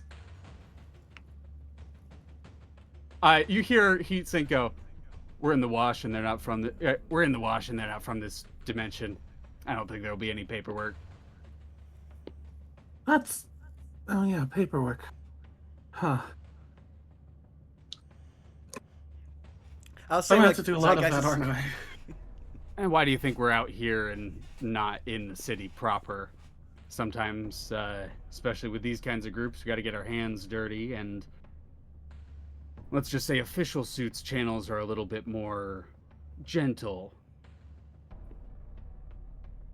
You don't think they send me in to do paperwork, do you? No. I mean, as a punishment. yeah, As a punishment, but I mean, like, when do I ever need to be punished? You don't, please. She like flashes a smile at Heatsink. Can't recall a time. Now that I think about it, would it be a punishment for her or a punishment for them? Yes. I've already called Sparkle. They're gonna be on scene here shortly, and they'll bubble these all back to the living ones back to headquarters. Spinner it does the gesture where she's like clapping her hands to like rubbing her hands together to like get dust off, and she looks at you guys. She goes, "Well, that's a bunch of fascists kicked the shit out of, and I think a successful mission well done. This is it's time." She starts looking around like, "It's time for drinks, right? Right? Like we're going out to celebrate, right?" Wayward, my treat. You know, sure. Fuck it. This might be the concussion talking, but 9 a.m. sounds the perfect time for drinks. Spinner points over to Black Mirror. Is like, "You in? You in?"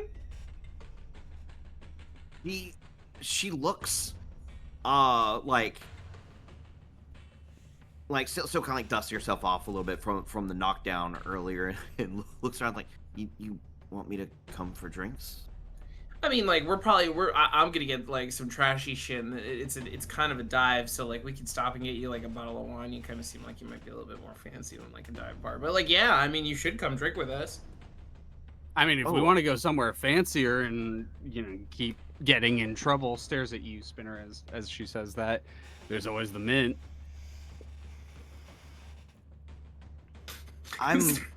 Spinner like smiles and laughs and looks around, is like, just shrugs. I'm perfectly fine with wherever. I prefer the Wayward only because I think me going to the Mint would violate our non-aggression pact. Ow. The adrenaline's wearing off. Ow, my head. Ow. Okay, that means it's the perfect time for drink. Hey, where's didn't we come here with another? Oh no. Where's party animal? Did anybody check on that guy? Oh! And we see kind of the tinkle, or we hear the tinkle of glass and we see a definitely very injured party animal kind of picking themselves out of the out of a shop that they got smashed through the front of. Oh, sweetie. Oh shit! We could bring you something home. I oh, you two, you all go get drinks. I'm going to take him somewhere where party animal can get help. You 'Cause go I can get celebrate, kind of floating down from above. Literally, he came down in a bubble, dog. Motherfucker. Is Sparkle Rider just kind of floating, and they're literally just kind of arms crossed, like laying backwards in a bubble as it floats downwards, and then it kind of pops and they land. I'll take care of here. I'll get him to the Hoptel and take care of the rest of these. I'm gonna be bubbling them up over onto NC proper, so no worries there. You go celebrate. This is new voice you're doing now? No, am I sorry? I'm trying to be in public. You know what I mean? She's just gonna giggle and then just start walking in the direction of where we need to go.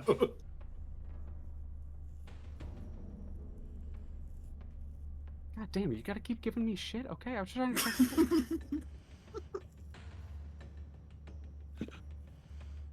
All right, everyone. Let's get as they fall back into it the moment they start talking properly again. As the consistent running thing with Sparkle is they definitely are. You know that they're not happy with their natural speaking voice, as it's higher than they would like it to be. God damn. Okay, let's get going.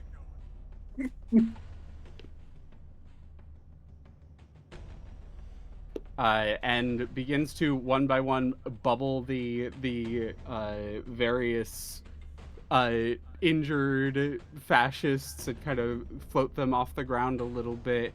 It gets party animal in a bubble, and as y'all are walking away, just gives you the sort of rider two-finger salute. I will do the same. Y'all begin to make your way towards the Wayward Sanctuary Bar. And I think actually we're going to pick up there next time. Alrighty. Yippee! Sounds good to me. Sounds good to me. Hey, that was my line. Oh, mama. But fun, exciting combat. Thank you all for being here for that. We slugged it out. Hell yeah. Hell yeah! Everyone got a really rad moment, so I'm very happy about that.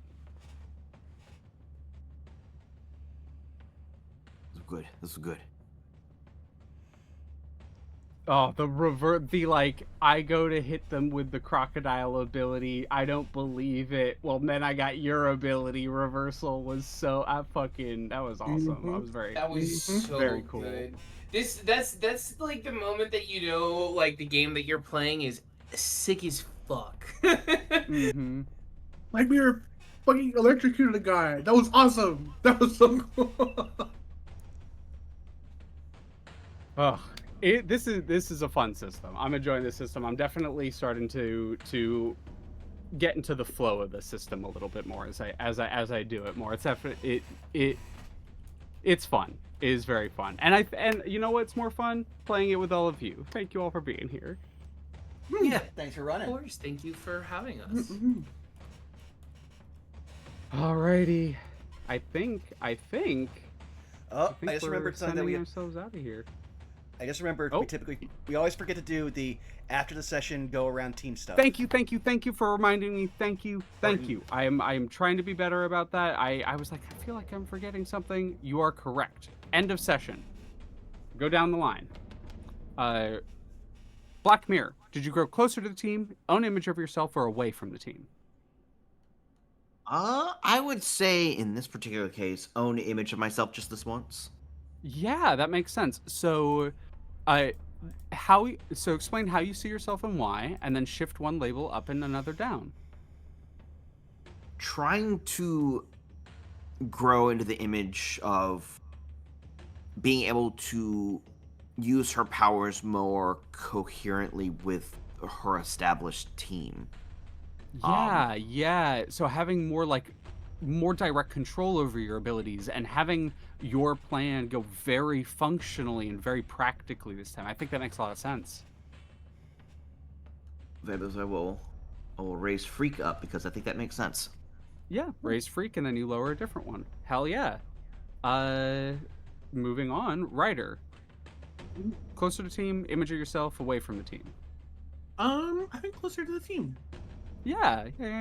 Mm-hmm. Who made you feel welcome, and then give influence to the character and clear condition or mark potential. I think it would be. I think it would be Black Mirror. Yeah, you two had a good team up. Definitely starting to understand and appreciate her powers more, and how definitely just thinks that she's really cool. I mean, and also the a little bit lightning scene scared between you two. Yeah, the lightning scene between you two was rad as shit. So yeah, I guess I'd mark potential. While I'm on the marking potential thing, I realized my mask, like special move also says that I mark potential when I reveal myself to someone. So I probably should have gotten that when I revealed myself to everyone here, right? Yes, I think so. Okay. That makes sense. Because I do not believe I've ever marked it for that. Yeah, so you can mark an extra potential for that reason.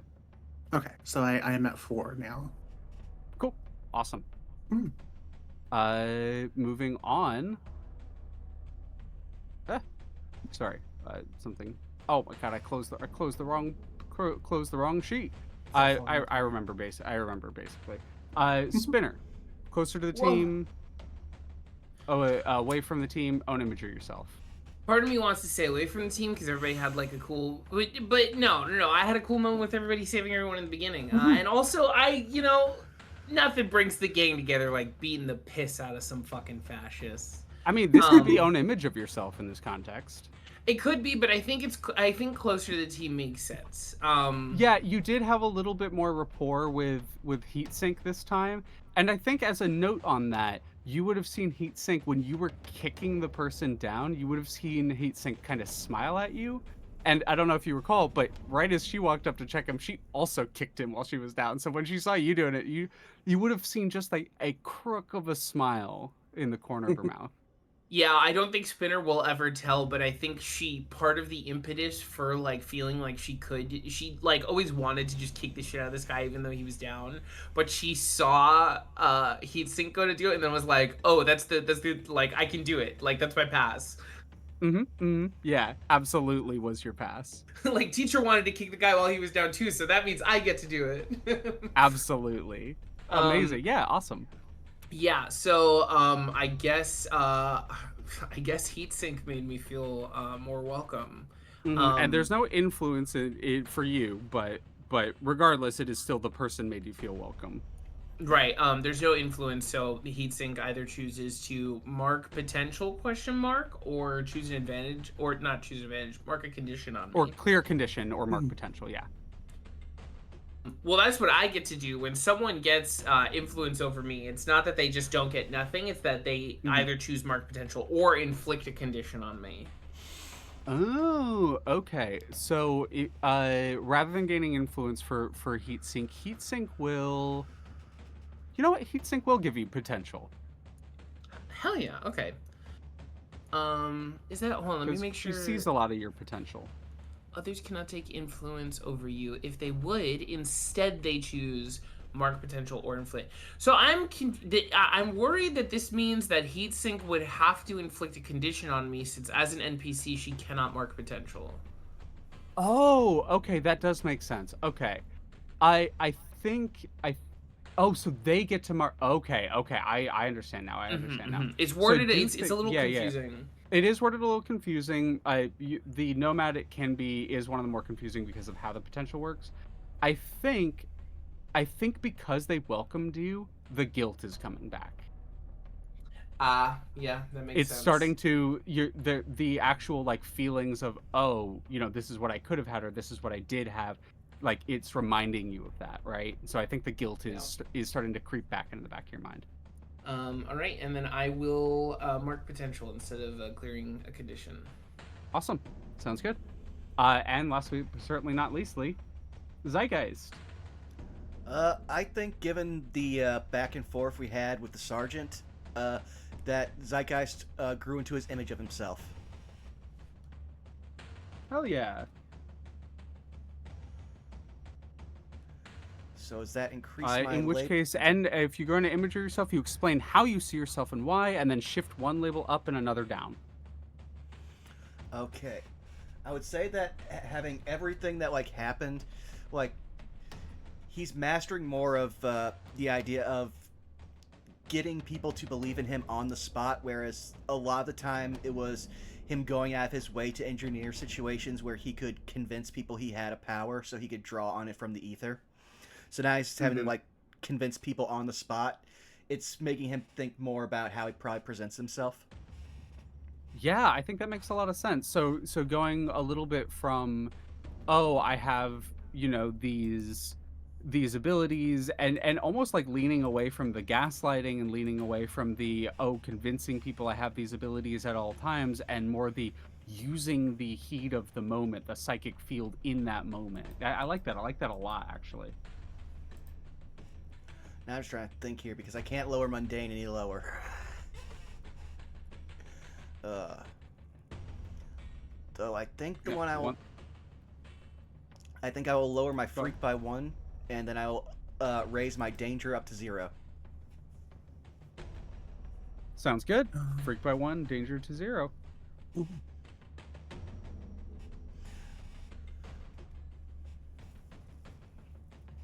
Well, that'll be it. That's all the levels up and everything. And thank you all so much for being here once again. I really appreciate y'all. I've been having a lot of fun with this game, and it was real good to get back into it. Yeah. Are we back at it next week, or are we wandering next week?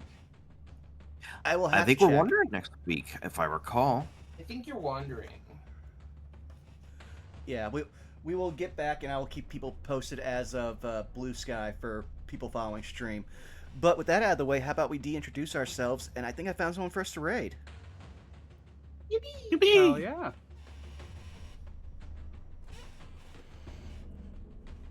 Do I have to go first for de-introduction as well? I mean, I say have to, but I think that just makes it easiest. I will Just do it. Just do it. Take the initiative. I'm just doing it. I'm taking the initiative. I rolled high, even though I always don't. Even though I never play Dex characters. Hi everybody. I am Punky. I have been Spinner. I will continue to be Spinner unless something horrible happens to her, which hopefully that doesn't happen.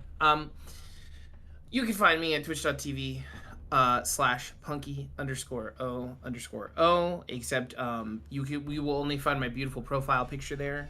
You will not find anything else because I don't stream yet, because I have not debuted. If you do want to find me, you'll have to come here to Burnout Vaughn's channel every other Saturday. Every other Sunday. Fursuits. I know my days. Fursuits.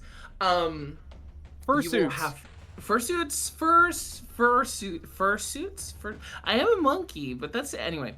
I will. God, so off track. I am at Tix Dixel's channel every other Saturday for The Lost and the Found. We will be playing next week. And I will be on Burnout Vaughn's channel some more for Cosmic Caper Season 2, Paper Mario Shenanigans with Vaughn and Skelly and some other fun folk, starting April 14th, I think it's the right day. I think I know what it is. That sounds right to me. And then you can also find me at Amusing Thalia's channel on Mondays, when we just kind of do stuff. We just kind of do whatever we're feeling, because you know what? That's what you do sometimes. It's often near, or that's what we're trying to get through, but sometimes we'll just hang out, maybe play some Peek if we're feeling tired, or we might play some just do some drawing. It's a cool hangout session with my friends, the nut dealers. A strong hankering for Void Crew. I could Void Crew tomorrow. I would fuck up some Void Crew tomorrow. I would fuck up some Void Crew. All right, I think I know what we're doing tomorrow. I think I know what we're doing, gang. They did updates. Did you see that like engineers can rock cradle like the missiles to recharge missiles? Oh my god, that's amazing. The Omega missile shot still is consumed, but all other missiles are now rechargeable. That's so They take a lot longer, but you good. That's can. such a nice buff because missile boats were so useless compared to shoot 'em ups. Oh, that's so exciting. I mean, I love it makes sense that the big payload is still use it up, but regardless, that's awesome. Big Yeah, they payload is take the longer big. than batteries to charge, but the ability to charge them is amazing. Big payload is what they called me in high school. You can also find me at Blue Sky, Punky PUN-KI Blue Sky Social, and I am passing it off to Molly. Hey, it's me. I'm Molly Momo or Retrospectacles. You can find me at Blue Sky at the same name, Retrospectacles. I draw stuff, I play fighting games. I am here every other Sunday, as previously mentioned, being Holly or Ryder. And sometimes I will pop in on Mondays when I am not busy or simply napping, because that's how I am. Very important. But yeah, that's pretty much everything for me. So I will pass it over to Leah. Hi, I'm Leah, aka Moosing Thalia. I am GM here for this. I'm GM here for another Suits game on Thursdays on my channel at Moosing Thalia.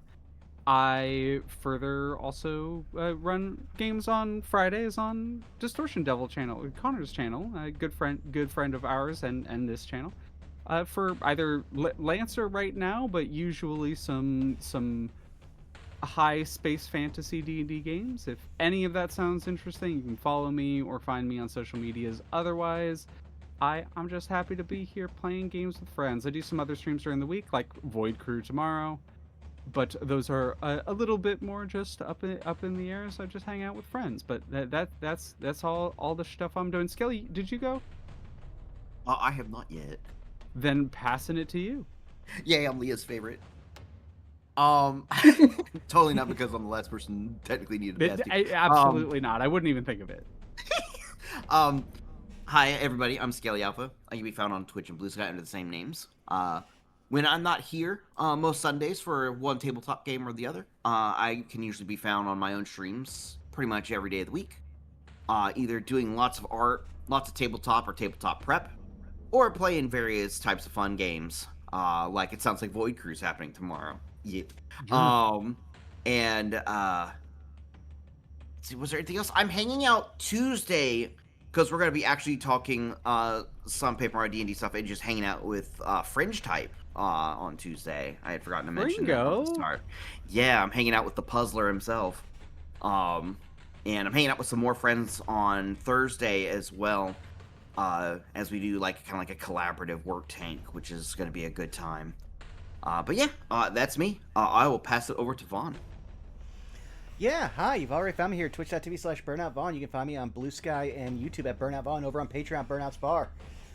Yeah, with this coming week, I would say for sure we know that we will have a No Love War Extra where we get into more shenanigans of the devil as we defend a Yakuza who we may have framed for murder. That game's really complex. You should probably follow it. It's a good time. But with that out of the way, since we are already talking about friends of the channel as well as Lancer earlier, how about we raid the newest member of the Ungratefuls, our Rayleigh pilot, one Gaius Ghost Paw, who's doing some Fatal Frame. Hell yeah! I love the Fatal Frame. remake? Oh yes. Ooh. Yep. Oh. I've been watching them do that playthrough. The remake seems really good. Yeah. I think I have an easy raid message for us, which is just 7-page Muda. 7-page Muda. Yeah, I'll type that up in chat real quick. Absolutely peak. But yeah, thank you all for coming out. We will see you again soon once we know what our schedule is. But thank you. We love you. Bye-bye. Bye-bye. Bye. Bye bye.